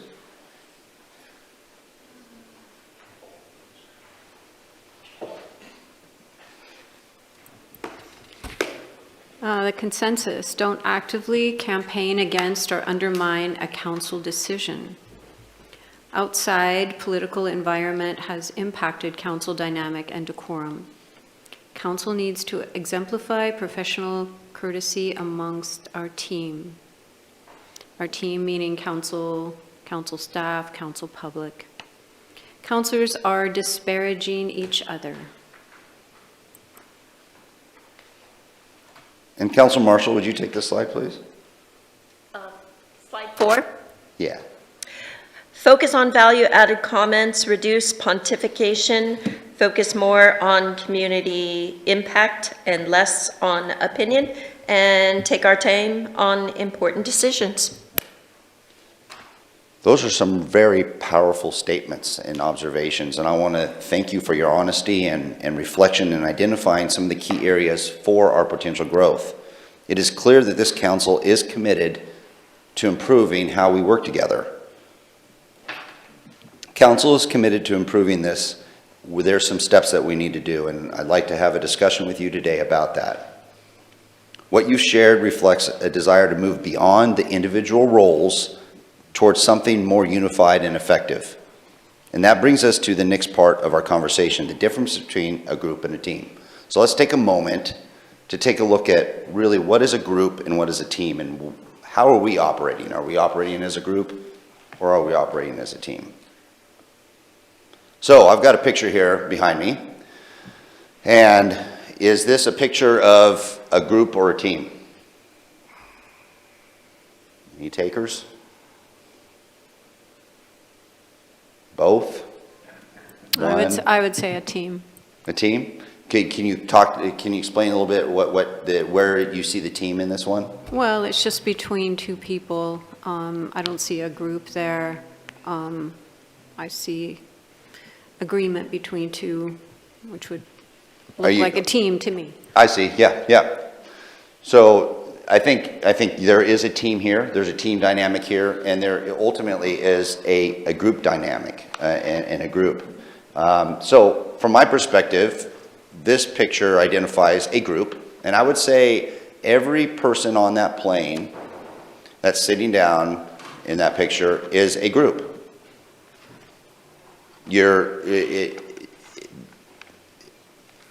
If I was to ask somebody what the definition of a team member is, they'd say, oh, it's a group of people that have a goal. Well, that may not necessarily be what I've heard the definition of a team is, because there's a group of individuals here that are not working together collaboratively. The group of people is everyone sitting there wanting to get to Chicago on time by 1 p.m. That's that group. They've all bought a ticket to Chicago, they're going there. There is a team dynamic associated with this also. If you see there's airline staff, that is a team. That is a team. Their goal isn't necessarily just to get to Chicago, but they have a team approach where they need to rely on each other in order to provide services and safety for that group of people that have a shared goal, but the shared goal is an individual goal.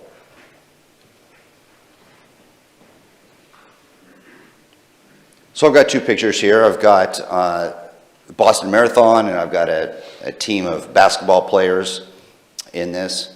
And I think it's important to note that between a group and a team, I think there's three things that are important that exist in a team that does not exist in a group. The first is interdependency. We must create interdependent relationships. I can run a marathon and achieve my goal. My goal is to finish that 26.2 miles. So I got to finish that goal.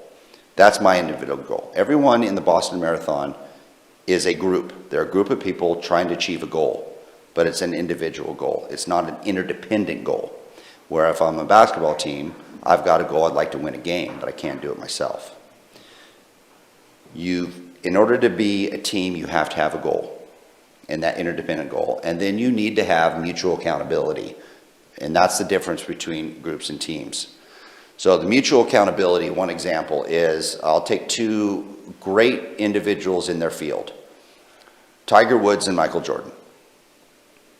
So Tiger Woods, one of the best golfers ever, is associated with the group. Both Tiger and Michael came on the scene wanting one goal. They wanted to win championships.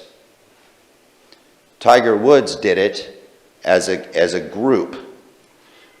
When you go out and you're on the PGA, you go out with a group of 4 people. You're one of 4 people. Every one of those people have a shared goal.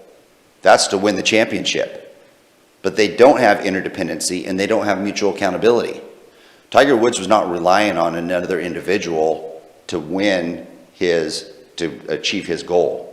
Versus Michael Jordan. Let's take a look at Michael Jordan. When he first came on the scene, he was voted MVP, He was voted best defensive player. He was an all-star. And it took him 6 years to achieve his goal. Why? Because he was part of a team. He had interdependent and mutual accountability associated with his group of individuals. So both individuals, top of their game, no one better at the time. One was able to achieve it as a group, but the other, you may be great, but if you're not great as a team, you may not achieve your goal. And that's an important point, is we may have sitting here on the dais the Michael Jordans of elected officials. We may have sitting here the Michael Jordans of department directors. But, I know, but if we don't act as a team, we're not going to win a championship. And that's one of the reasons why we're here today, because we can do better. So when it comes to the principles of a team, Robert Maddox is a very respected leader and an effective team builder. And he has 7 main principles that he highlights what makes an effective team. I'm going to start with the shared goals.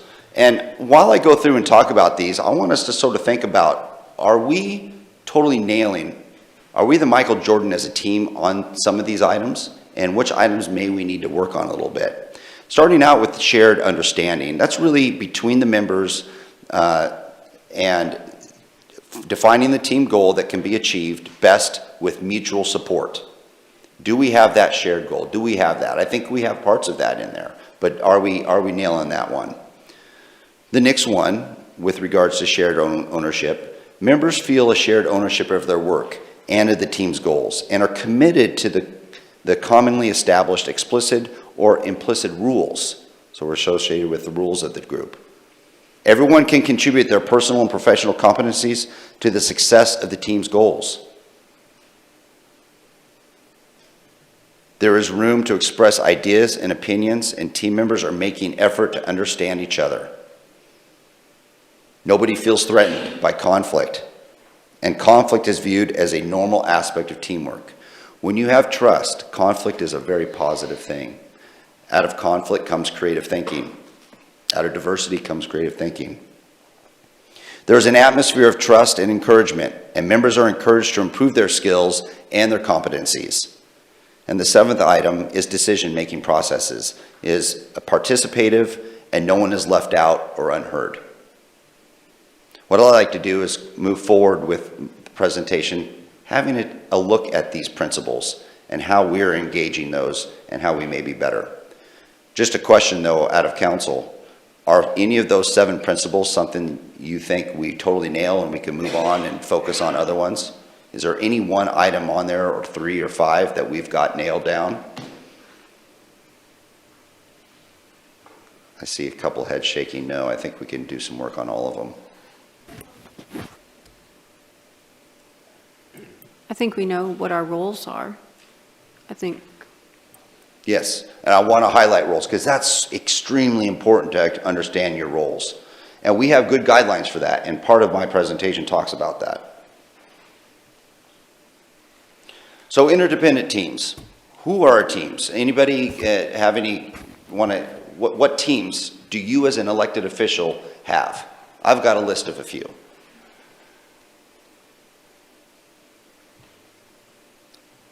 I'll give you a hint. Council's one. What's another interdependent team that you have in order for us to accomplish our goals?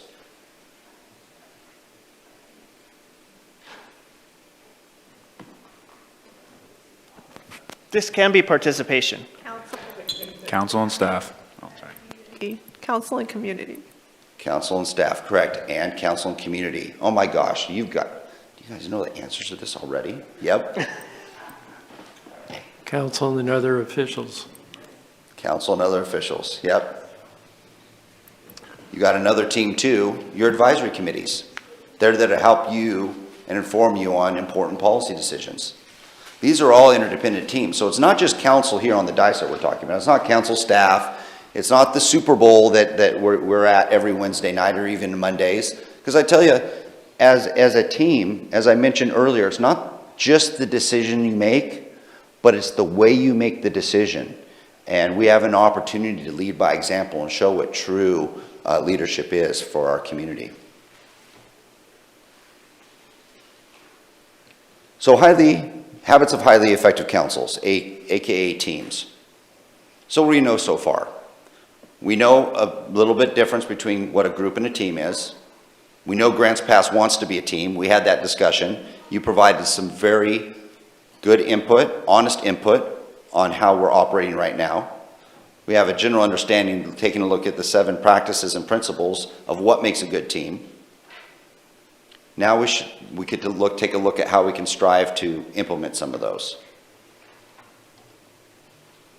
All right, I want to go through, and this is adapted from the 10 Habits of Highly Effective Governing Bodies, breaking it down into mission, vision, clarity of roles, organization and process, decision-making, and then celebrating success.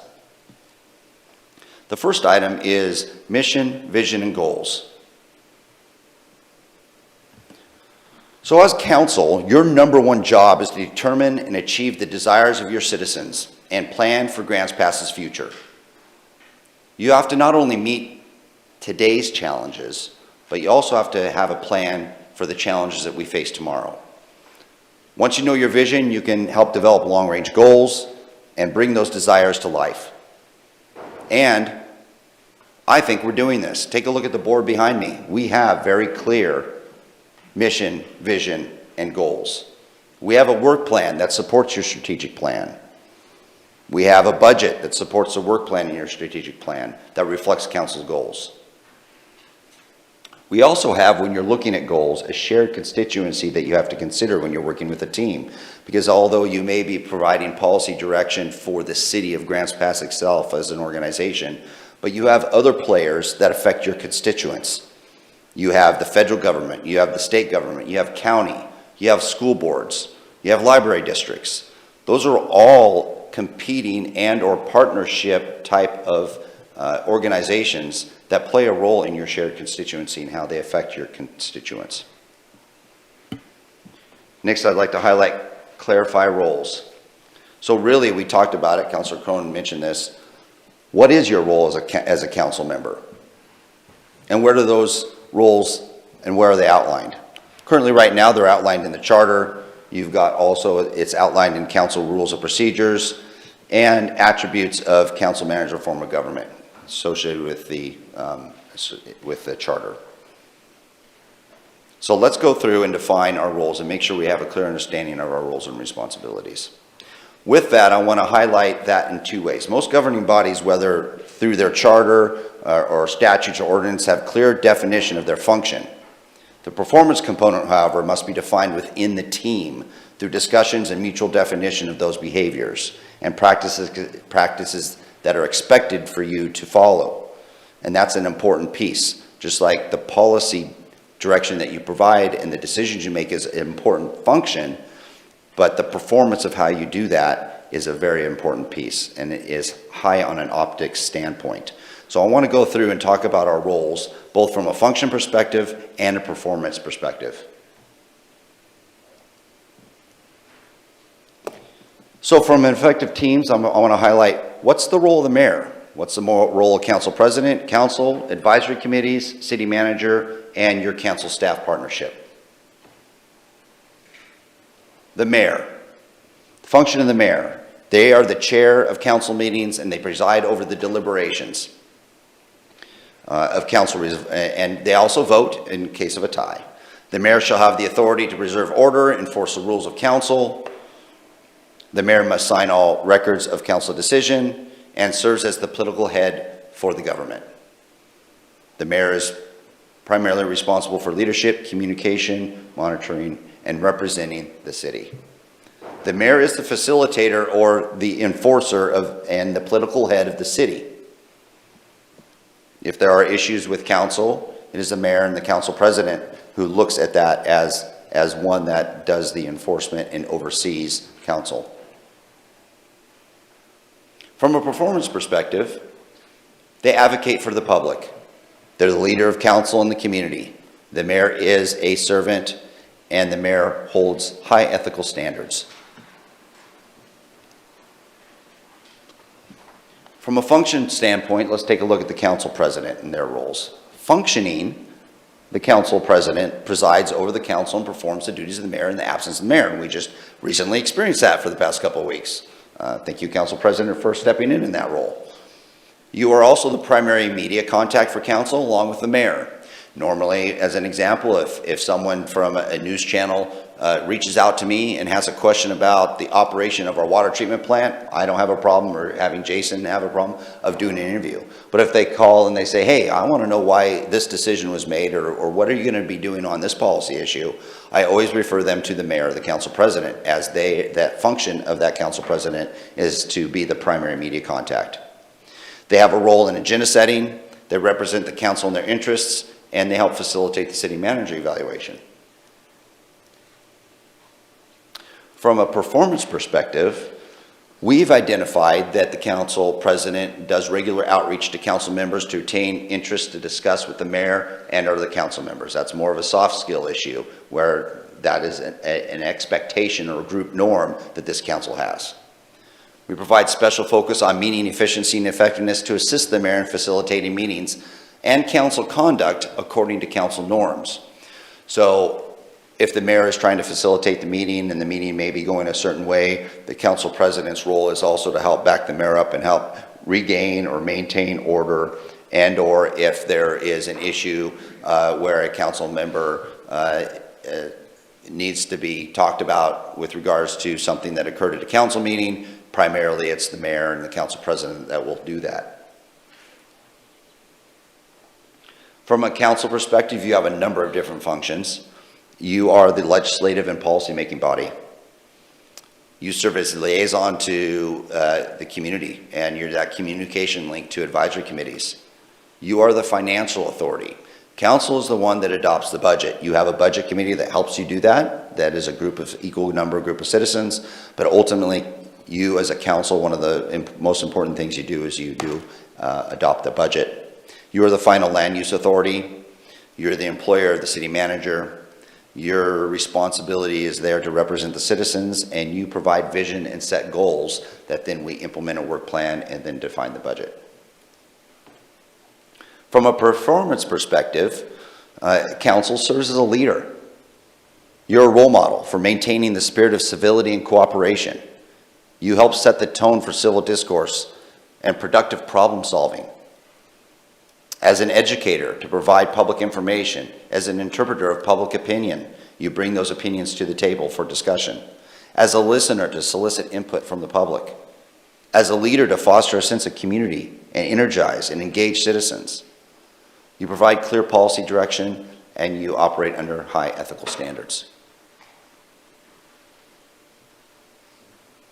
You have advisory committees and you use them. We have around 9 or so plus 10 advisory committees, and you utilize those for multiple reasons. And you also have task forces, which would also fall under these categories, where council appoints and recognizes certain committees and commissions to help do additional policy research for you or get community input that may be a little too rigorous for the dais. Maybe you need to dive into in more detail, and advisory committees and our task forces are a good mechanism for that, to help from an efficiency perspective and to help get additional public input. Performance, we usually do some kind of annual analysis or recommendations for strategic planning, aiding council when performing public policy and help. You'll sometimes ask advisory committees to give you recommendations. You get motions from your advisory committees and you discuss those at either workshops or business meetings. They serve to help build public consensus. We have our public safety task force that you have put in place that was sort of put in place for that spirit. You also give a community a forum for discussion in greater depth, as the advisory committees do. Another item that advisory committee does is it pulls experts within the community to help you make policy decisions. Moving from elected officials and those appointed advisory committees, you move into council, manager, and staff. What are the roles of that within our team environment? From a function perspective, the city manager is the administrative head of the organization. Sees that all ordinances are enforced and that we implement council policies. Act as the purchasing agent and budget officer. Sits with council on the dais but does not vote. Shall have no control over council. The city manager does not control council. Any control from that standpoint comes from the mayor and the council president. From a performance perspective, there are a number of items the city manager is looked at, anything ranging from the management of the organization, financial management, relations with council, leadership, professionalism, are items from a performance perspective.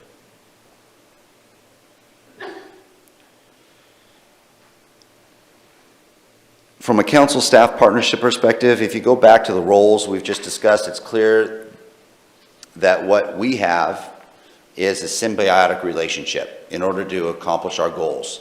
In order for council to accomplish the goals and the policies they've established, we have a symbiotic relationship with staff that we can get together and accomplish those things. We are a team. Yes, council does establish the policies and principles for the city, but it does so with the input and guidance of city manager and staff. And yes, the city manager implements those policies, but in developing the policies, the council may define the parameters it seeks to achieve. So we are a true partnership.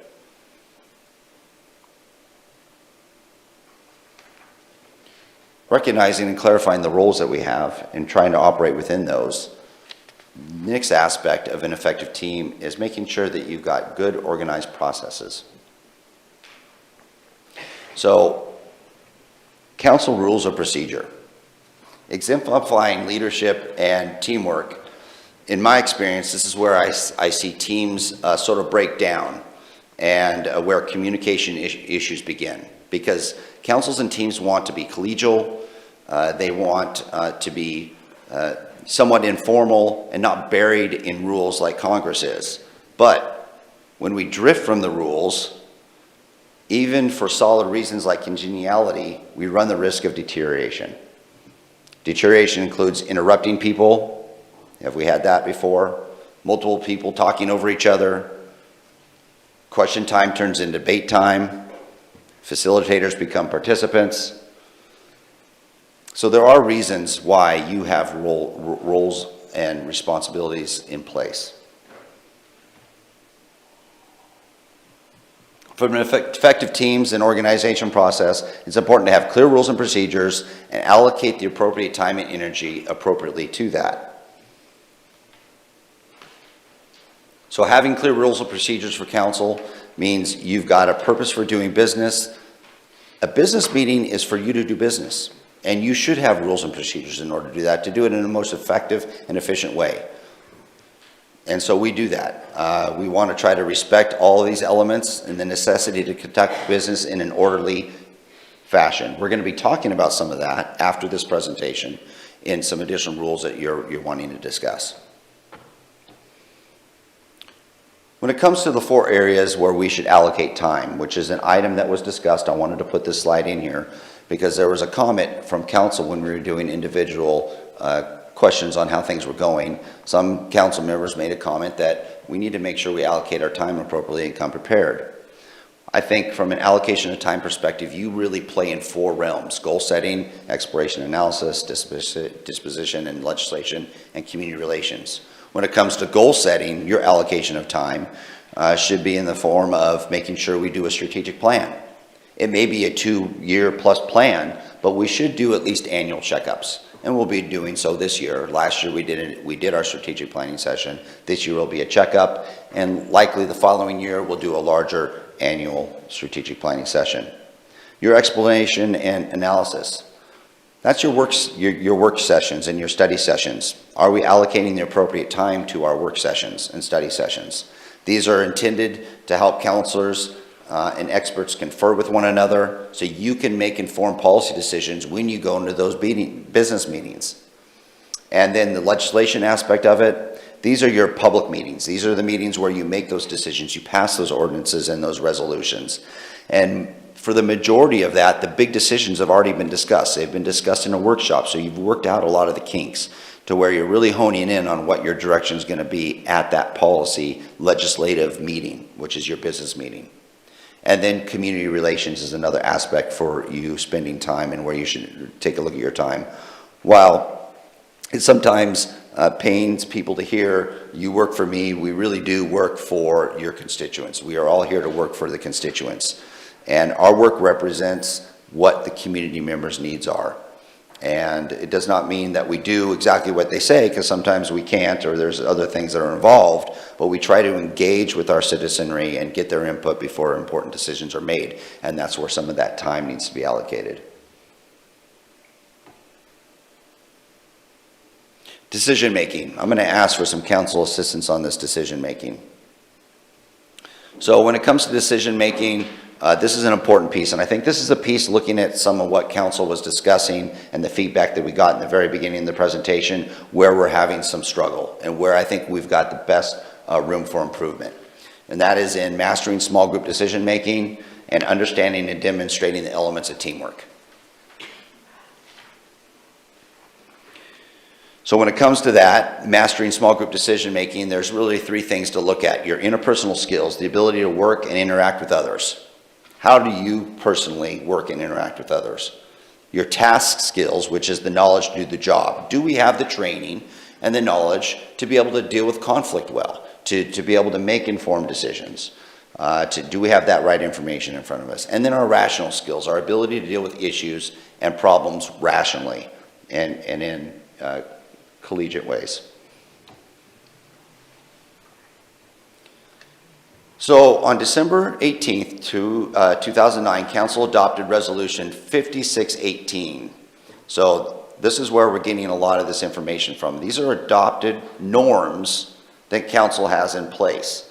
Those were updated in 2019 with another resolution, and it's supposed to provide an opportunity for Council to make sure that we've got our interpersonal interactions in a leadership form that's high performing.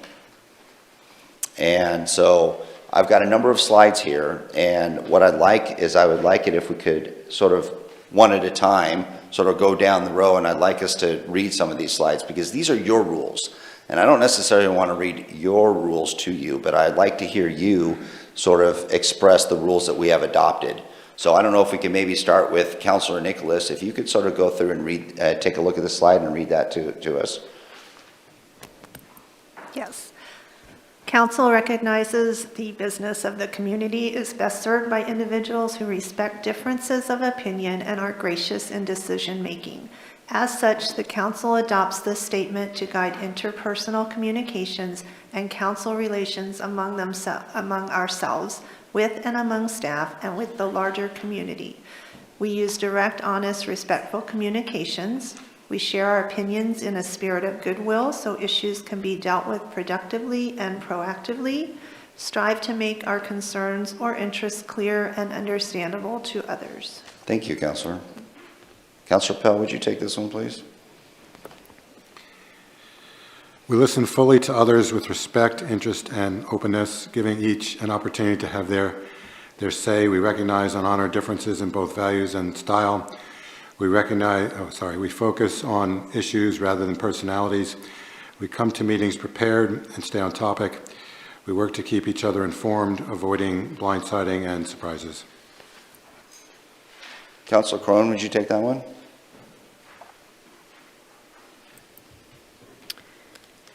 We recognize that mutual learning is valuable, but best shared in private to resolve conflict. We are specific when discussing difficult matters, dealing with only one issue at a time. We endeavor to support decision even when we disagree. We acknowledge and celebrate the successes of our city.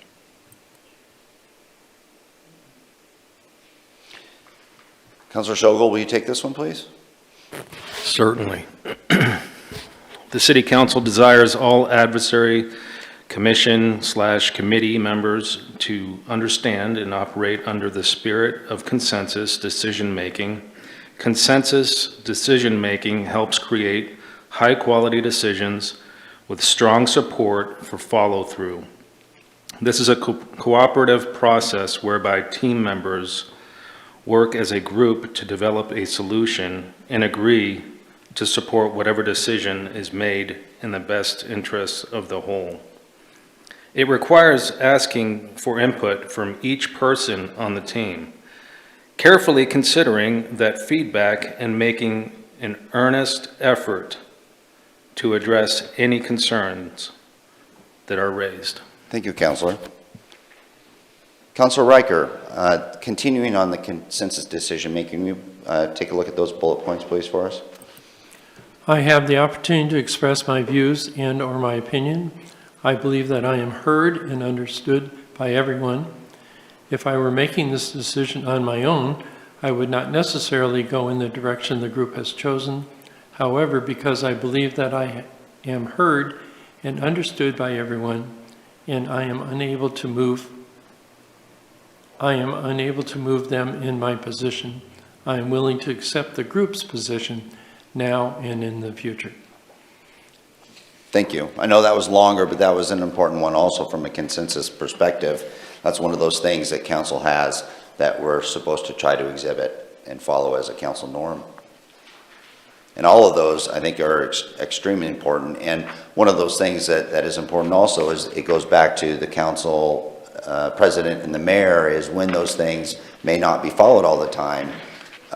It is an opportunity for us to take a look at those things, not necessarily on the dais, but maybe off screen, where the council president, the mayor, and myself, or whatever, can have a discussion with those to try to reinforce those behaviors. And then the third item is celebrating success. And I think it's important that we just don't pass by a vote a policy, but we really should take a look at assessing how we're doing. This is one item that we haven't done for a while, but you may want to consider, is doing community surveys. We used to do those years ago on an annual basis, and we ask the same questions each year so we can get a benchmark and try to figure out how we're doing when it comes to implementing policy. But making sure that when we ultimately do adopt policy, we try to get feedback on the results. Practice continued personal learning and development is an important piece.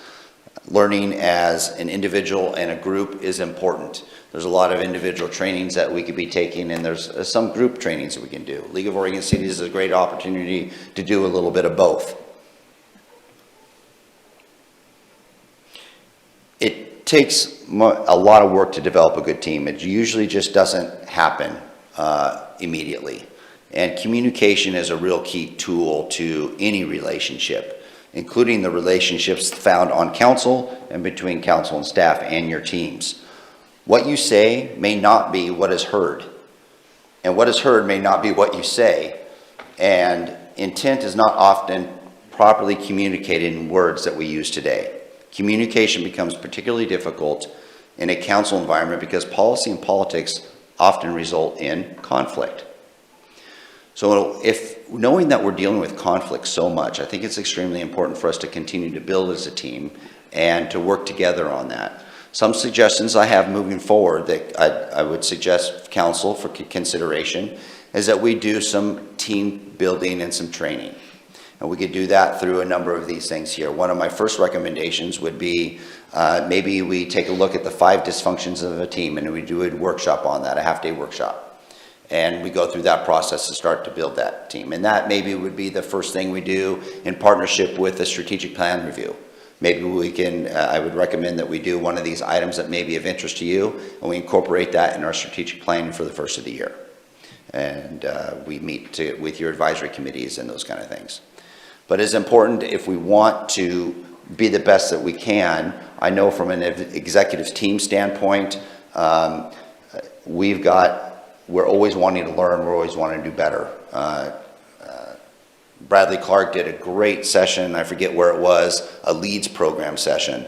And I saw when he came back, the information he had, the invigoration, that it was awesome. So trainings are important and they're good. Continuing learning is extremely important, not only for myself and my colleagues, but also for you as elected leaders in the community.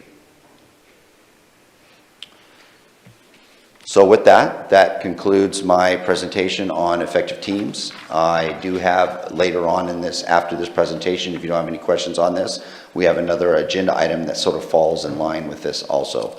But again, I hope this sort of clarifies what our roles, responsibilities are, that it's important that we have a good, strong mission and vision, that we have processes in place, that we continually learn and try to make sure that we're doing our group norms, and that we have good decision-making in place, and we celebrate our successes. Thank you, Aaron. I appreciate your presentation, and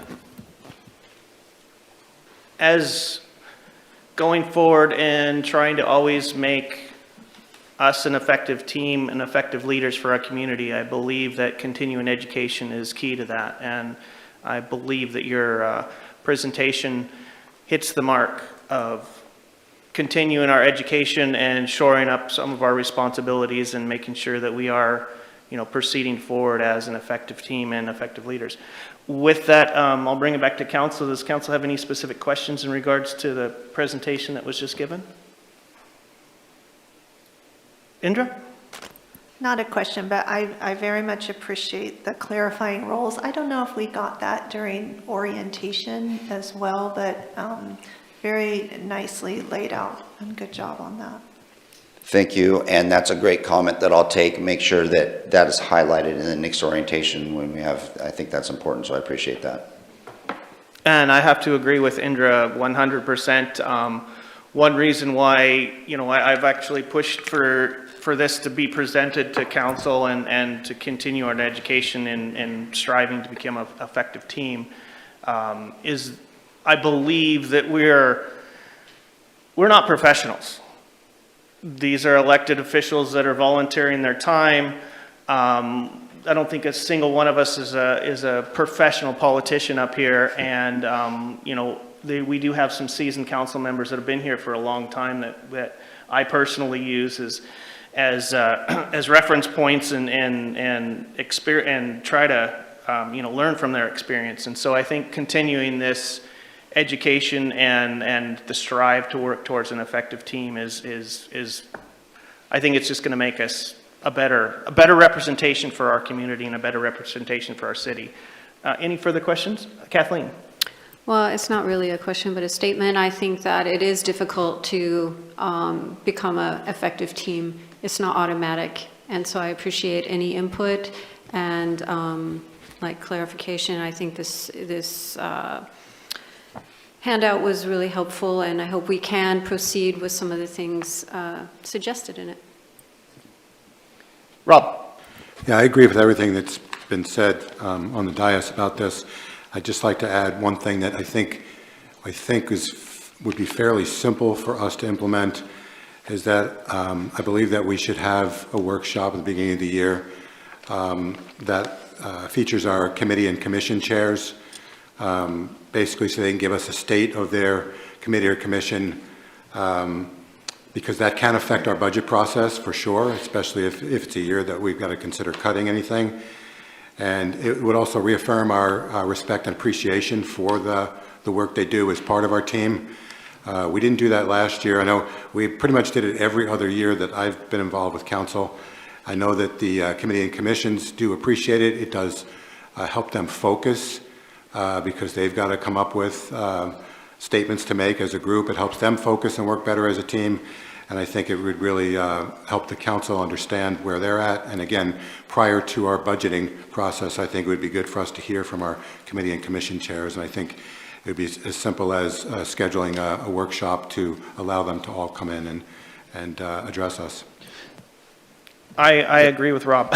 So recognizing that, would council be open to us for strategic planning this year, which is going to be another review of our successes, taking a look at what we think we could accomplish in this upcoming year, include also in that process an opportunity to have discussions with all your advisory committee chairs and projects, and then also a learning session and a team building session with one of the items that I highlighted in the previous slide that we would facilitate for you, and have that sort of a combination strategic planning session at the first of the year?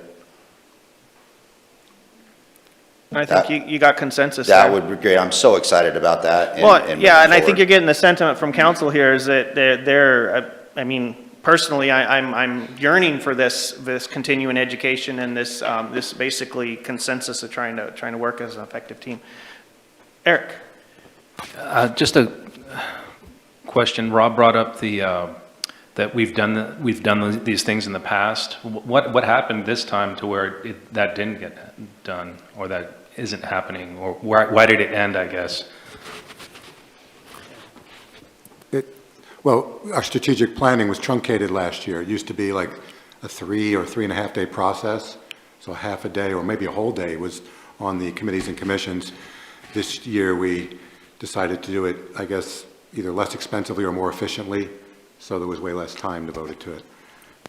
Yeah, we had some pressing issues at the beginning of the year too, when strategic planning was coming along, and I believe that staff, I think I was pushing staff completely and was getting a little pushback saying that we had, their agenda was full already. So yeah, but this is something, we all jumped into the deep end of the pool, and I mean, it is just very awesome that you guys are kind of seeing, your eyes are wide open now, and you're seeing that anything that we can do to help us be a more effective team and more effective leaders for our community is, it's awesome that you guys are feeling the same way. So with that, I had Indra, Victoria, and Joel. Indra? Yes, it was touched on in here, but I think what is critical is effective communication. And I would really like to see more focus going forward on what that looks like and what that is, and communicating with one another effectively. Victoria, and then Joel? I think effective communication is important, and we can do a better job definitely with that. I would say there were a couple of things in here, although I agree with the overall sentiment to try to get council to be more effective. I am not necessarily in favor of the consensus form of decision-making, especially with elected people. So I'm not necessarily in favor of that sort of a process to make decisions, because in a representative democracy, I just don't think it works that well. But I also understand that we're kind of different, we're a city council and we're not the United States, Senate or House or anything like that. But one of the reasons that a lot of people asked for this to happen was because people aren't treated well sometimes, and so the only thing I would like to see come out of this is that people have a renewed sense of just some professional decorum, and just maybe seeing the humanity in the people that were also elected. So that would be my main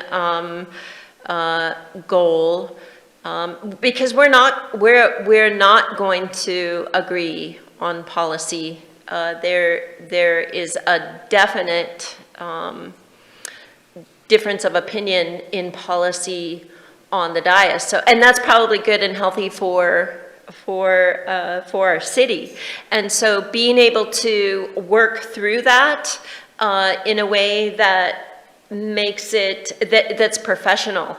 The one thing that I didn't see in this that I thought should be going forward in something that we decide as a council is that we're not going to agree. And that's okay, and that's probably good. But we can agree to not disparage the majority decision of council publicly. That happens. And maybe that's something that we could look at just doing a little bit more in a more professional manner. It's okay to say I disagree. I would not want to take away anyone's First Amendment right, but to say it in a more professional manner would be good. That's the only thing that I could say that I would like to see come out of it, because I just, once again, I don't like the idea of consensus building, and because we are not going to agree on policy, but we can do so when we do disagree in a much more effective manner that makes us look good in the public. So that's what I'd like to say about that.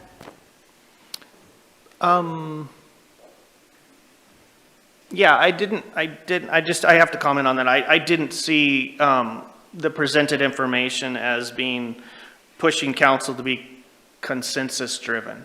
I think that the key that I take out of the presentation that Aaron just presented was professionalism and common courtesy.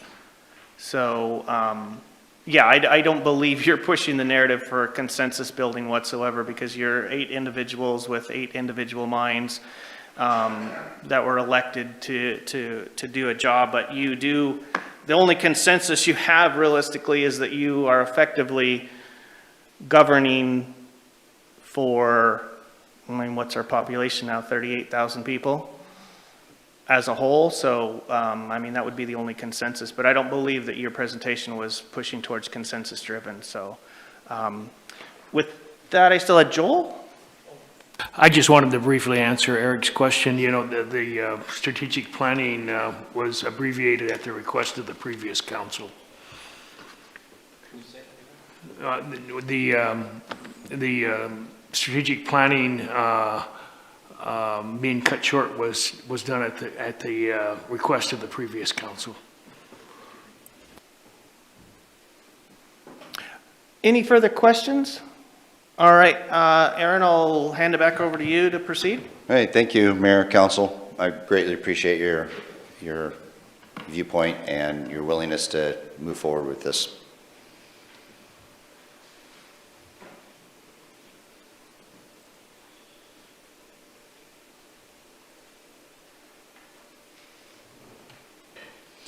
All right, next item on the agenda is procedure for conduct of business. This is part of what we were just sort of talking, making sure that we're clear on our rules and how we proceed and our group norms.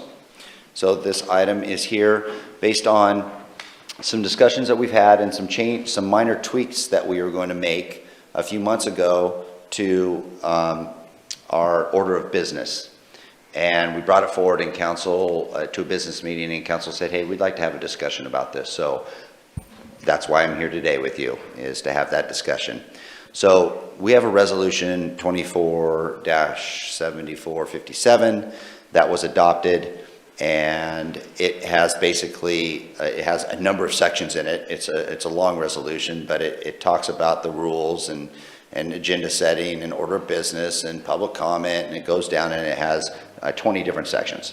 But ultimately, we're not going to be discussing all 20 different sections unless you so wanted to have that discussion. We're really opening it up to what our current practices are and how that might change. So on section 6, there is a piece that says the city manager shall prepare the agenda, and that the mayor and council president and city manager will discuss the content of the agenda at the semi-monthly meetings. Now, we've modified that to be monthly, but our current rules by resolution says semi-monthly. So that was one of the things we're going to clean up, is to just have it represent what actions we're doing today. The other item is we've changed under section 7 order of business. There is an item that it states, here's our order of business, and we were going to remove opportunity to remove to review public comment and review emails. Those are done under matters for mayor, council, and staff. So we've taken those out as a potential thing for you to approve. Also, the council will meet each Monday. We struck out or Tuesday if Monday is a holiday at 11:45 to add that is prior to a Wednesday council meeting at 11:45 because there's sometimes that we do not meet technically on a Tuesday at that holiday. So that was just another, and these are just house cleaning items. And then I think ultimately through the house cleaning items, council may have wanted to discuss or open up more discussion on this. So I'm just going over the house cleaning items for you and then turning it over to you for further discussion. Under public comment, what we do is it currently reads that comment cards will be received up until the public comment section of the meeting. And our current practice is comment cards will be received up to 6 p.m. the day of the meeting. So we're just changing that. Again, these are house cleaning items. Public comment, the mayor or chair will call on the citizens during public comment. Individuals will be given 2 minutes to speak. Council may ask 2 questions of every citizen, since will be given 1 minute to respond. And that is currently within our our language.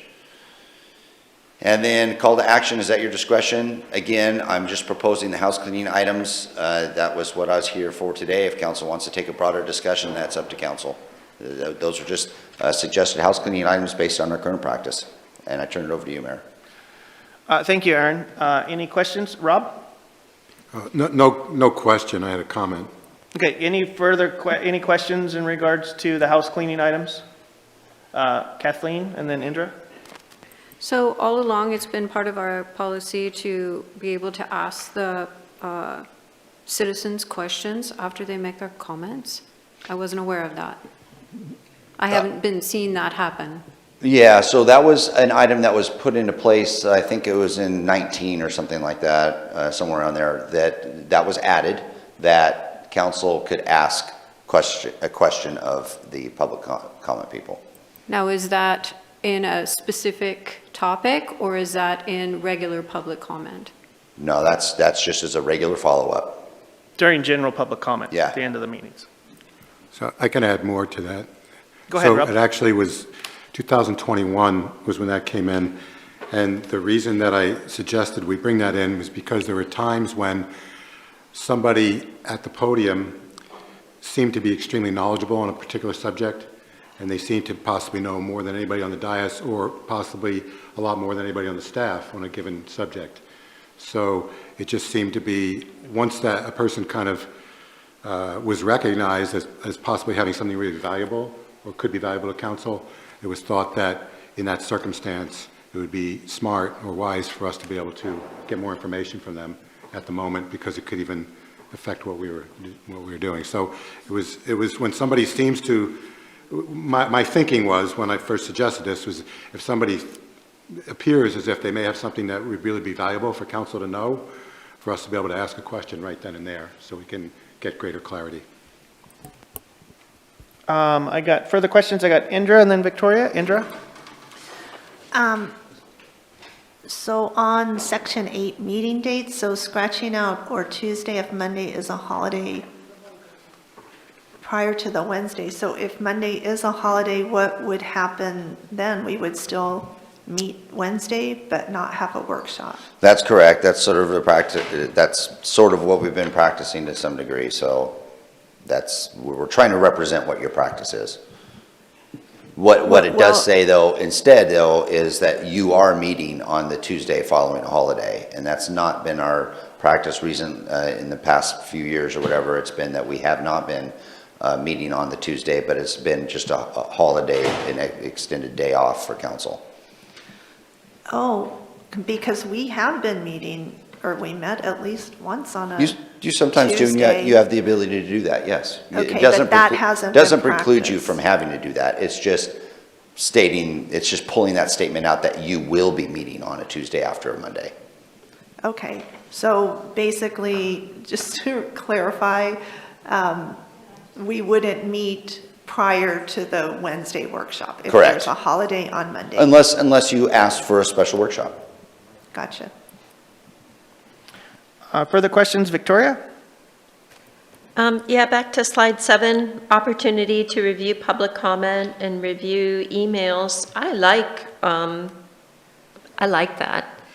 I always put notes down, but by the time we come around to matters for mayor and council, the audience is gone. So you aren't able to address something someone said during public comment.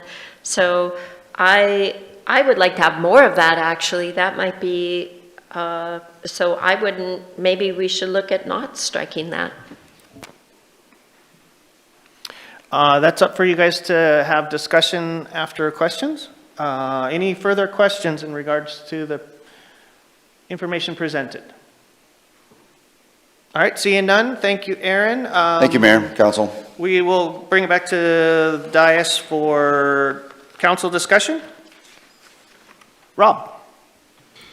Yeah, on slide 9, I believe we might have discussed this before, but to me, it's a real impediment to public comment to make the cards come in by 6 o'clock. I mean, a lot of people know that it could be a couple of hours before we get to public comment in a meeting, if the council action items are going to be complicated. And so that would basically mean that if someone wants to say something in public comment, they've got to be here by 6 o'clock or maybe earlier to get a seat. They've got to be here hours before they need to speak. So to me, that's an impediment to public comment, and I don't see the plus, I don't see the advantage to that. Why would we make the public go through that? It'd be, easy for somebody, there is a way to continue to take comment cards or their name cards right up until the deadline of public comment that wouldn't be very difficult to implement. And again, I think it would show a little more respect to the public, and it would also make it easier for them to take part in public comment rather than have to get here potentially hours before it. Thanks for that comment, Rob. I actually had conversations with staff, and from my interactions as previous counselor back in a long time ago, it does get a little hectic to bring it all the way up to the time of public comment. Karen is a facilitator of counting those all up and figuring out, how we deal with that. But then I have to bring it back to full center. Your Wednesday night meetings are business meetings. As a council, you are affording general public comment as a courtesy to the community. That meeting on Wednesday nights is for business at hand. There is a number of councils within the proximity of Grants Pass that don't even offer general public comment. So if you guys want to have that conversation and make a group decision to bring those public comment cards all the way up to public comment, you can have that discussion.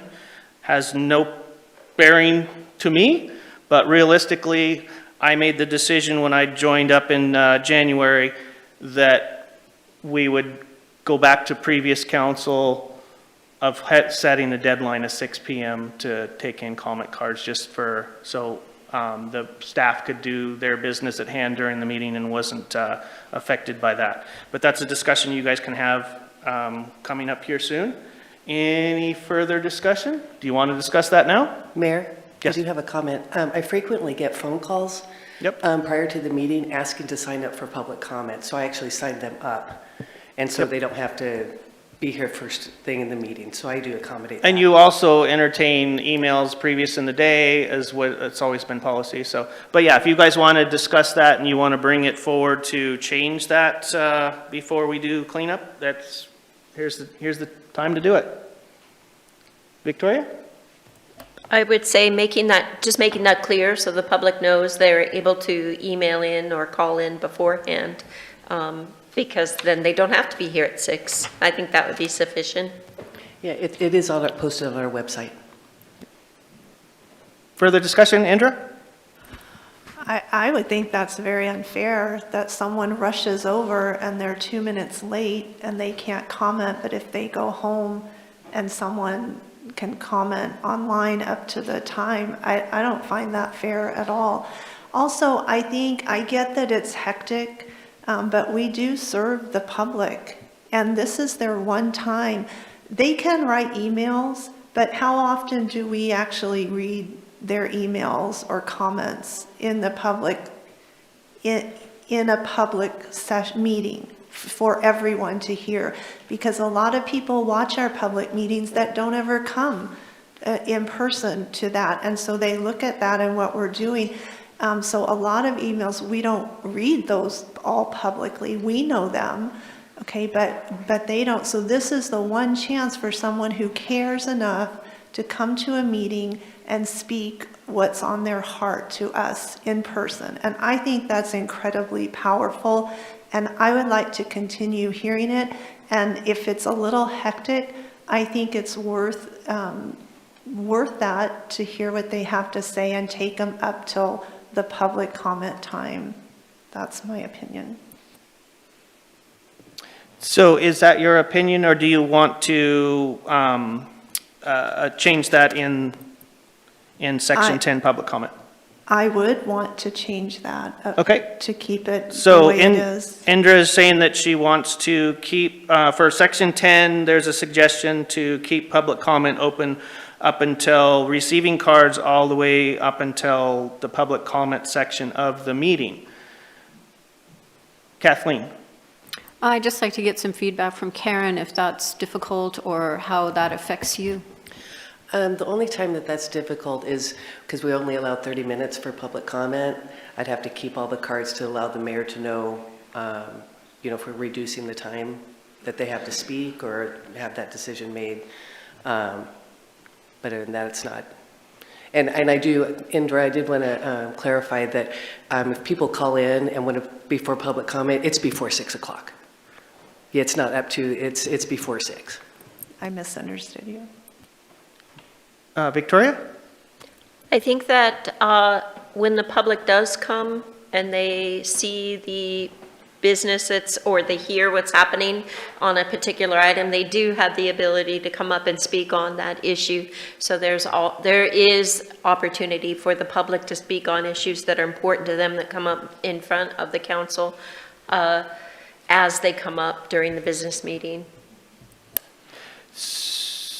So Indra has suggested that we do not amend section 10 and we leave it to be open to receive public comments all the way up until the public comment section. Anybody else in favor of that? Rob? So Rick is just out for a second.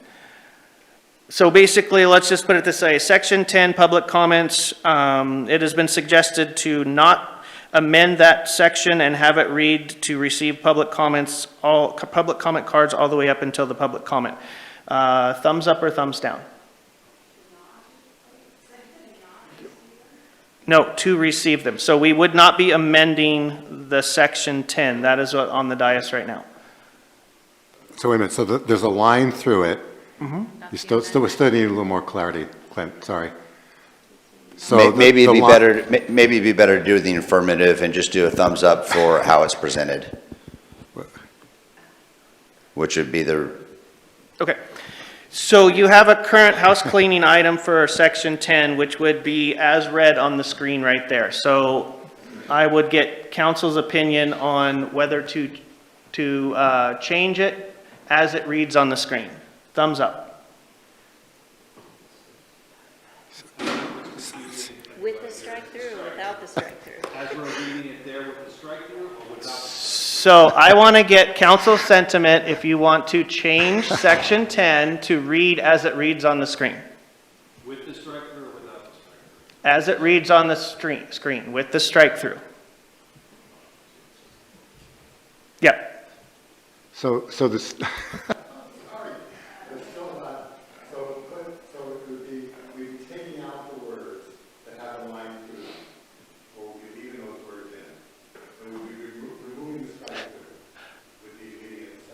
So these sections were presented to you today as house cleaning items. They would be amended as that was shown on the screen. So the strike-through would actually be meaning that that verbiage would be taken out and it would be replaced by the highlighted verbiage there. thank you. Indra had made preference to go back to the way it was. Aaron said, let's affirm whether we want to change with the house cleaning item or not. So basically, you will be voting on a thumbs up means that that section 10 will be amended as it is on the screen. Go ahead, Victoria. I think that it is important probably before people vote to realize that if we do put it, if we look at it the way that it is on the screen, that we actually might end up having less public comment.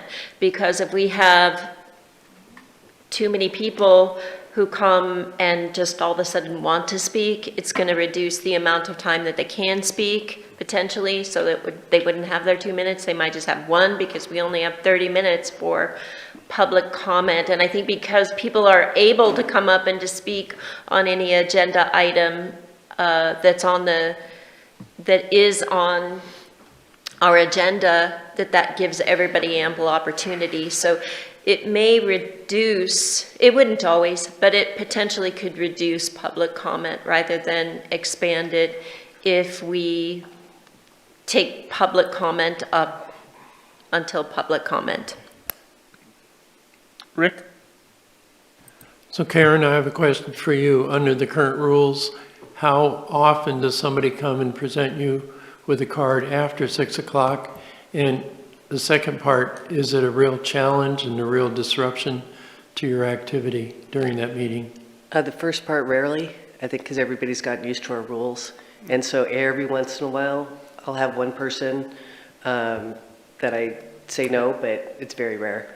And I mean, I'm paying attention to you and to that. So it's just a matter of, my awareness of somebody standing there with a blue card. Thank you for your comments. And I know Schoen always shows up about 5 minutes late, so he's always disgruntled because he can't get in, but, okay. So I need council sentiment whether you want to change section 10 to read as it is on the screen, excluding the striked out text and replacing it with the highlighted text. Indra. A couple things. So I have a question to Karen because it has been receiving up until public comment time. So have we not been following that? We've been, the reason why these are here is your group norm and the way we've been practicing this is what is highlighted as change. So we have been up to 6 p.m. the day of the meeting. Oh, I didn't realize that. I thought we were practicing as it's written. So No. thank you. Wow. Okay, my other point was that council has the prerogative to extend public comment time should there be more people we wish to hear than in the 30 minutes, is my understanding. That,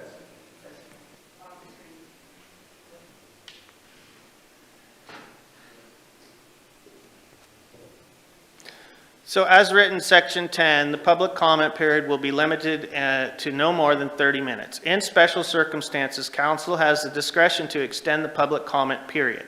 So I'm assuming that means that on the special circumstance, on that special night, if council made a decision at the beginning of the meeting, then that time period could be extended. Currently, section 10 reads as it is on the screen. So I would go through section A and decide whether you want to change that or not. If you wanted to further discuss section B, then you can definitely do that. But if we can make a decision on section A, then that might proceed us to go to section B. Yes. My point was just it wouldn't throttle public comment time.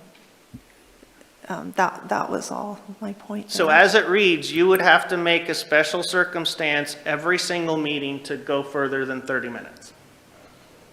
Which then again, if you extend the receiving comment cards all the way up until general public comment at the end of the meeting, then we would probably have to take a 5-10 minute recess and evaluate that on the number of cards every single meeting. Go ahead. How often have we extended public comment time in this year? I want to say maybe once. Yeah. I believe so. And usually it comes by that it'll be made a decision at the beginning of the meeting if you had a controversial topic and you see if the house is packed. I mean, we have had packed houses where people are standing and then we have to overflow them or whatever. So basically these rules are in place at this moment in time. We need to make a decision whether you want to amend Rule A, Section A, and then if you want to discuss Section B, we can do that. So I'll bring it back to council one more time. Do you want to change section 10, section A, as it reads on the screen, striking out, removing the text with the strikeout and replacing it with the bolded text? Thumbs up or thumbs down? So I got 1, 2, 3 down and 1, 2, 3, 4, 5 up. Okay, so council's consensus is to amend section 10A as it's written on the screen. thank you. Further discussion? Okay, so let's go back to section 6 was some house cleaning items of agenda setting, changing agenda setting from semi-monthly to monthly. Do you have any comments in regards to that? Indra? Yes, I spoke to Aaron a while ago when that happened, and to me, it's just a matter of feeling included and in the conversation.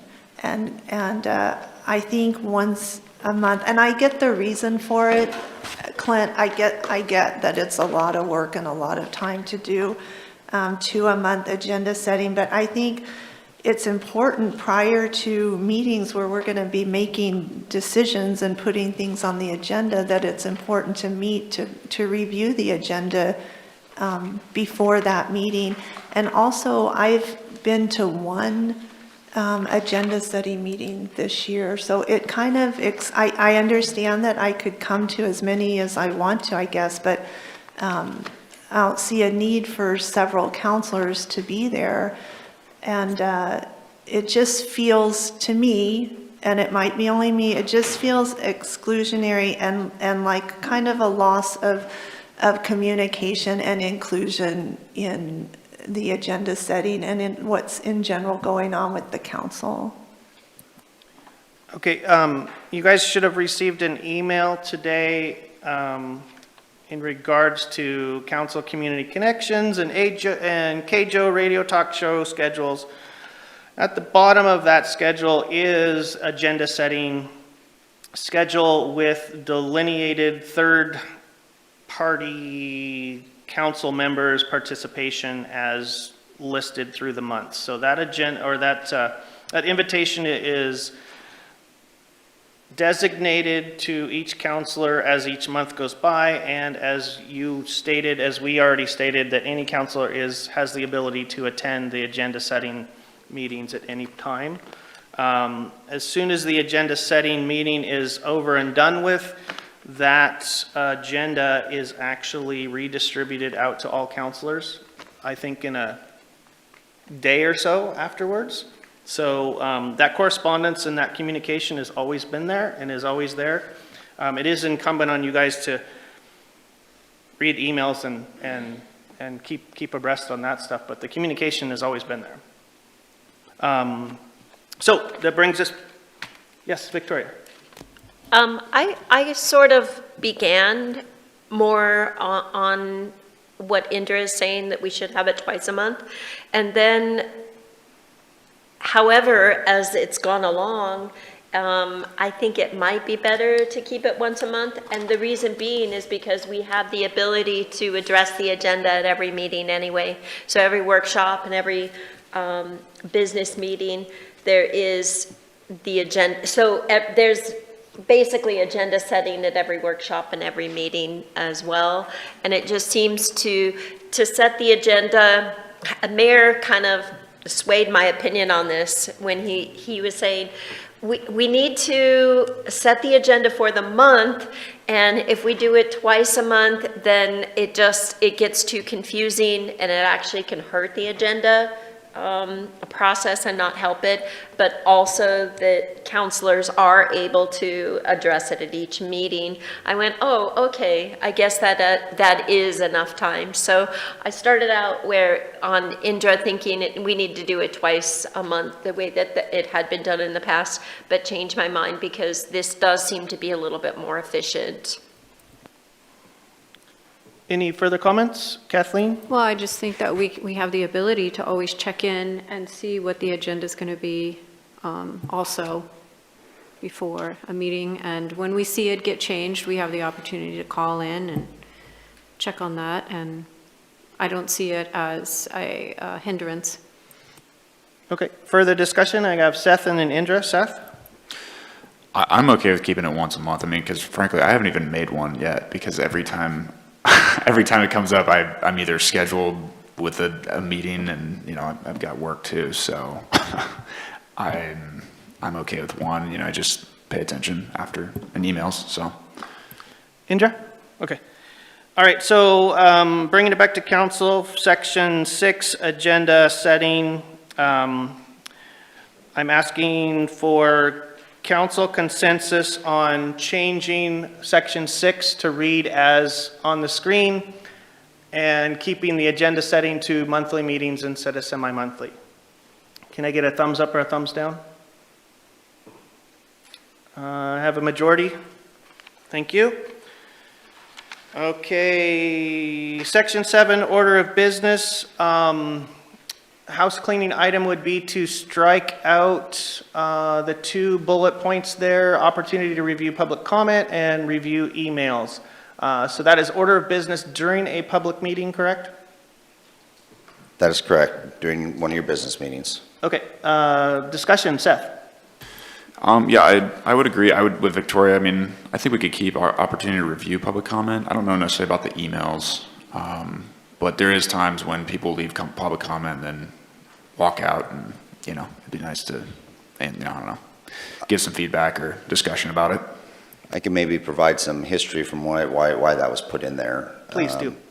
It was put in there, I think, it goes back to the mayor. Really, you need to determine what you want, what look and feel you want for your business meetings to do business. It was, I believe, and maybe one of the sitting council members might be able to elaborate on this too. I believe what we were seeing is we were seeing the council comments with regards to public comment was running just as long, if not longer, than the public comment. And so it was in the middle of our meeting, really starting to elongate our meetings. And it was almost starting to become a two-way dialogue based on that. And so I think from a standpoint of an efficiency perspective, council started to move in this direction to make sure you're running, the efficiency of the meeting was there. Yeah, and I agree with that. Again, stating that the public meeting is to do business for the city. During each business item, there is afforded opportunity for public comment on that specific topic, and then there's general public comment at the end. If you, I guess, as council body, if you want to have a full-on conversation dialogue with the public during a public business meeting, that's your prerogative. That's basically what you're getting down to. Seth, and then Victoria. Yeah, noted, and that's fine too. I mean, I guess, you know, we also have the 2 questions, which we don't utilize that often right now, it seems like. So, you know, I think maybe that's something. So I'm fine with keeping it crossed out both ways. Victoria? Yeah, I think that is a really good point, but I think there are some times when the public comments that you just feel like, oh, wow, that person said something really insightful or interesting, or there's something that I know that I would love to be able to give them that information right then and there. And so you would be afforded the ability to do that. So maybe if we changed it to something rather than opportunity to review public comment and review emails, which might be better at the end anyway on matters of mayor and council. Maybe if there was, after public comment, there could be the opportunity for council to respond if they wanted to.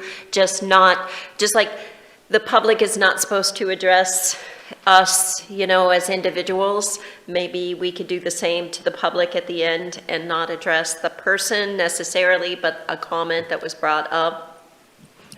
So there's immediate feedback, because it just seemed like so many times it's lost and you go, oh my gosh, I wanted to say that to that person, they're gone. Aaron? I popped up because there was one more reason. I know I had a discussion during this specific situation where I talked to the mayor and council and mentioned that it got to a point where, you're right, a council member might want to say something with regards to what the public said immediately, but then that may be contrary to what another council member thinks. And what we started to do is we started to have a dialogue on the subject, and you're starting to deliberate to a discussion that hasn't even been on the agenda. And so it's like I had to wait, hold on, council. This is, if you're wanting to go there, someone please request a workshop on it. And so that's why you sort of wait, you let things calm down, you digest, and at the end, if something that the public mentioned is hey, I still got some meat on that, let me request a workshop.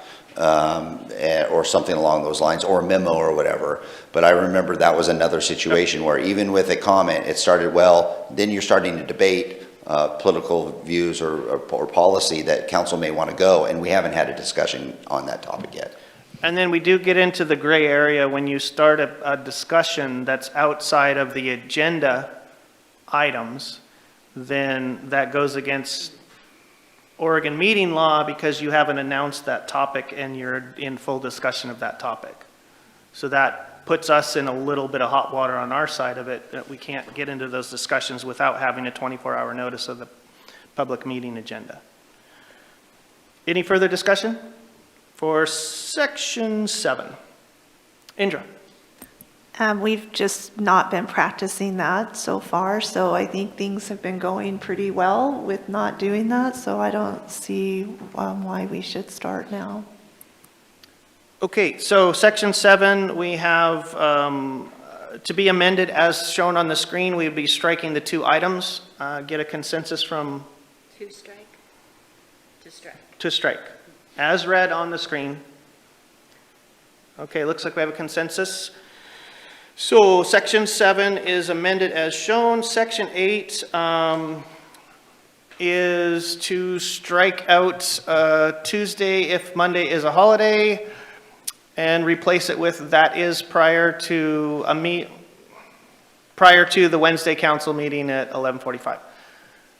Further discussion on this or just a consensus? Rick, did you have a comment? So the way this is reading, is it mandatory we meet even if it's a holiday? That's a very valid question. So if you strike out to change the workshop because of a holiday, would it then could be interpreted as we have to meet on that holiday? I guess that's what your question was, right? Well, for clarity, we can add the holiday exemption to that for the language when we bring it forward to you at a business meeting so that we can clarify that. Does that suffice you, Rick? Okay. So consensus on changing section 8 as shown with the added verbiage of excluding the holiday. Looks like you have a consensus on that too. And I believe we already had a consensus on section 10. So at this moment in time, if there's no further discussion, I will ask if you have full direction. I do, thank you, Mayor and And this Council. will, just to clarify, all the changes will be brought to us to officially adopt it in a public meeting? With the discussion, this would be just a resolution moving forward. We could put it on consent calendar, or you can have it as a council action item, but since it's more house cleaning based on your current practice, it could be just a consent item. Indra? Okay, so the question is to bring this forth on on a business meeting on the consent agenda, or would you like to have discussion? I will say consent agenda. Okay, so yes, Right. bring it forth on the consent agenda, Thank please. you. And Indra, you had something else to add? Yeah, I just wanted to comment on the public comment D, because we have, I have had a few individuals talk about the 2 minutes to speak. So I just wanted to speak on that I think it's, while I agree that public comment is so important and people just want to be heard. I mean, I don't think us talking back to them is really as important as us just listening to them to be heard. And that's why I think they come here to speak. I think 2 minutes, I understand that 3 is longer, but I think in 2 minutes we do hear the gist of what they want to say and speak. And if we have further individual things we might want to say to them, we can do that outside of the meeting, and it just makes the meeting more efficient and more people able to speak. Okay, thank you. At this moment in time, we have agenda review on our schedule. Rob? Yeah, I'm not sure to do this. So whether it may be it could be a reconsideration, or it could be for Wednesday night, or it could be just clarification, but somehow, I was guilty at the last meeting of not asking for a clarification on the water rate increase. We talked about the 1% on residential, but we never talked about how it was going to affect commercial. And I didn't, it wasn't clear to me in the packet. I couldn't figure it out. So, you know, initially, it was a few months back when we were going to discuss it right away, and Jason said, well, you know, let me work that out for you so it's more clear on the commercial side. But I never got clarity at the last meeting. Maybe other counselors did, but I'm not sure how that water rate increase is going to affect commercial. And so either I'd like to revisit that Wednesday night with some presentation, or somehow I'd like to be more clear on it. Thank you, Rob. Does staff want to comment first? Yeah, we can provide some additional information or make sure we highlight the commercial section for your consideration, so you have a better understanding of that. So if we, you know, let's assume that it's agreeable to council, that the increase is reasonable, or it's similar to the increase for the residential. We may not want to change what we did on the last meeting, but if somehow that rate seemed like it really jumped off the page as being out of line, then council might want to reconsider the vote that we took at the last meeting. So I'm not sure how to handle that. Yeah, and I don't have my computer in front of me, but in the last presentation, I think we did have residential commercial highlighted. And so it's in there, it's in the presentation that we forwarded to you in a PDF. And Jason just walked in too. But if you were looking at the commercial side of things and you saw that, wow, I don't know, that's too much or that's not acceptable, then we would need to come back and have another discussion with you because we would need to determine from a rate perspective, if you want to do anything with commercial, it does affect residential. Well, if I could, and Councilor, I did hear your question. In the back of the packet, I alluded to it during my presentation, I had put, I want to say 9 different commercial examples in the back of the presentation for you guys to look at. I couldn't show them on the screen because the commercial are much more complicated, and then it was hard to show to fit on the screen, which was why I put them in the packet. I should have stopped and said, please look at those and take a look, and if you ask me any questions. So they're all getting the same 1% increase plus the same changes to the treatment plant replacement fee. And the reason commercial is so hard to predict is because Councilor Nicholas's business is going to be far different than Councilor Pell's business, right? Because of the meter and how much water and how much sewer and all those other things. But they affect it the same way, just the same percentages. so, okay, so you're saying it was the 1% with the 250 on the Replacement fee. So, and is that true for any size business? No. 250? If you have a much bigger meter, it would be more than the 250 because that's sized. That 250 is for the 3/4 by 5/8. Right. The schedule that was in there did show that as you go up in size, that replacement fee did go up accordingly. So off the top of your head, for Walmart or Fred Meyer, how much are they paying for their replacement? For the largest pipe size? Yeah. It could be up to $1,000 a month for the replacement fee on a 10-inch or a 12-inch meter, I believe. Okay, and for the 3/4 inch, it's the same 250 as residential? Absolutely. Okay, and the 1% also? Yes, sir. Okay, at what threshold did it, and I'm sorry I didn't, No, that's quite all right. that wasn't clear to me. Yeah. But, so at what threshold would it be more than either 1% or more than the 250? How high up would you have to go? So it's never more than the 1% on any of the other rates except the treatment plant replacement fee. And as you increase your meter size, it would be more than the $2.50 because that would be prorated based on the size of the meter. Okay, so at what threshold? When you went from 3/4 to 1 inch? Yes, Or- sir. So Or at a 1 inch to 2 inch or 2 at 1.5. So like a 1 inch then would be how much more than the 3/4? I could bring it up. I don't know it off the top of my head. It's not significant between 3/4 to 1. Okay. As you start going from 1 to 2 to 3, it gets much more significant, of course. Yeah, thank you. No, you're quite welcome. Oh. I can pull up the, Counselor Pell, do you want me to pull up the document? Quit throwing The rate attention over there. Yeah. for commercial? Thank you. Well,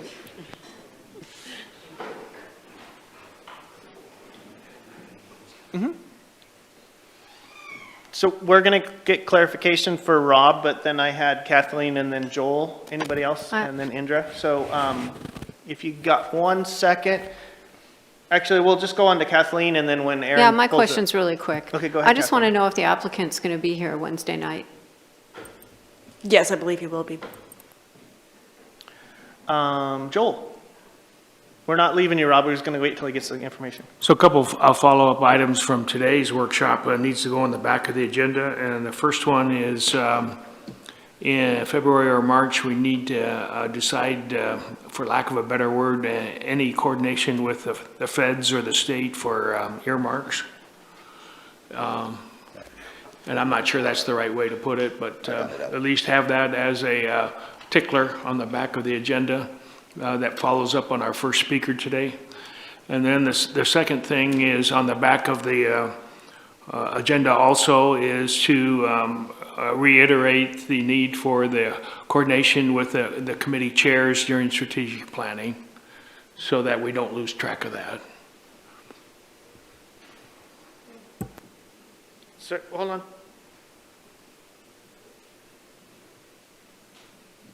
Indra and then Rob. Yes, I guess selfishly, I wasn't able to zoom in on the last water rate thing, but I noticed when I look back, there was not a lot of discussion on it, and there were a lot of unanswered questions. And after that happened, I did have some business owners come to me and talk about this, the potential struggle that they're going to have. Councilor Marshall voted no out of concern for business owners. I understand if Councilor Pell, since he voted yes, he is able to ask for a revisit and for a revote even, where we could have a discussion, maybe more of a discussion on it, and then have a revote to come, if enough councilors agreed, of course. But that's my understanding of how the revisit works. And personally, I would like to be involved in the discussion with it. But Aaron? Oh, do you have numbers? Yeah, here's the numbers up here for Jason.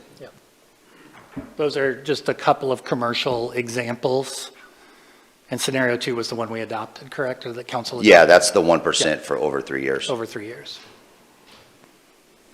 And in the, did that also have a rate?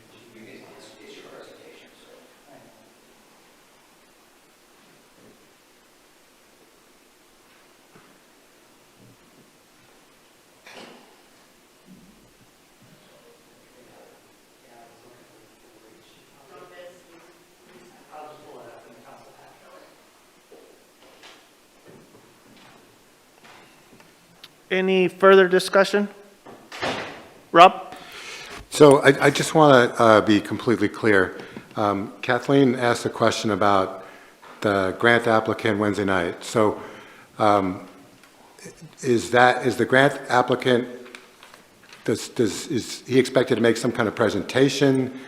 I don't even know who I'm asking the question to, but is he supposed to make some kind of presentation, A? And if it's optional for him to be here Wednesday night, did he even know that he's invited? Does he even know that he's expected? I mean, I'm trying to get more clarity on what's going on Wednesday night, if we have clarity. I'm in communication with him at this point about 3 times a day, multiple emails going back and forth, and my expectation is that he will be here because he's been fine-tuning his proposal to meet the requirements for code based on discussions with staff over the last couple of weeks. My expectation is that I will be doing the primary presentation, but inviting him to explain the revisions that his proposal would have in order to meet code. Great. And I think, and then it's clear that council will be able to ask him questions or. Absolutely. Thank you. Okay, let's revisit the rate. Behind me are the treatment plant replacement fee numbers, which, as you can see, the current numbers are $1,350 up to $1,365 if you were running water through a 10-inch meter. Those go up to, over the 3-year period, $16 to $1,618 between 3/4, and you can see the progression. It goes 16, 35, 67, 107. And that's based on meter equivalent. So the impact that each meter has to the system. So a 3/4 by 1 inch has an impact of 1. As you go up to a 1 inch, it has an impact of about 1.2 or 1.3, and so on and so forth. Okay, and that was in the back of the packet? That was in the Okay. packet. Thank you. You're quite welcome.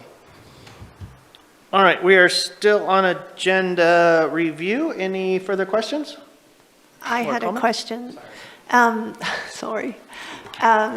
So it's just the size of the pipe, not how much water usage you use? So there if you're is not still, but even for if the the, building's unoccupied Yeah.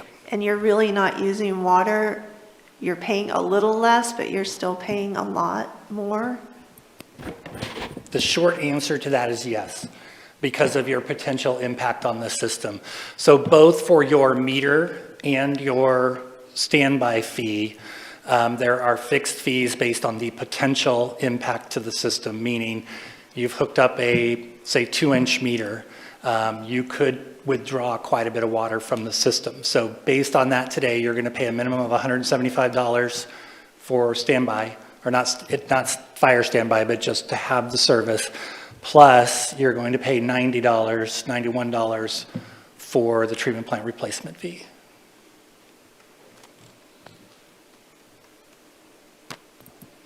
So just one last comment. It's up to Councilor Pell on whether to revisit it or not. I wasn't part of that, but we have a lot of vacant buildings with people not using water and trying to pay them off and have no tenant. And so I'm very concerned about the cost to our businesses, and if possible, Yeah, I and if would those- ask for him to revisit it. Yeah, and if the buildings are vacant, they can have their water shut off to that building and pay zero. Correct me if I'm, Kimberly, am I correct? I got a nod from the back.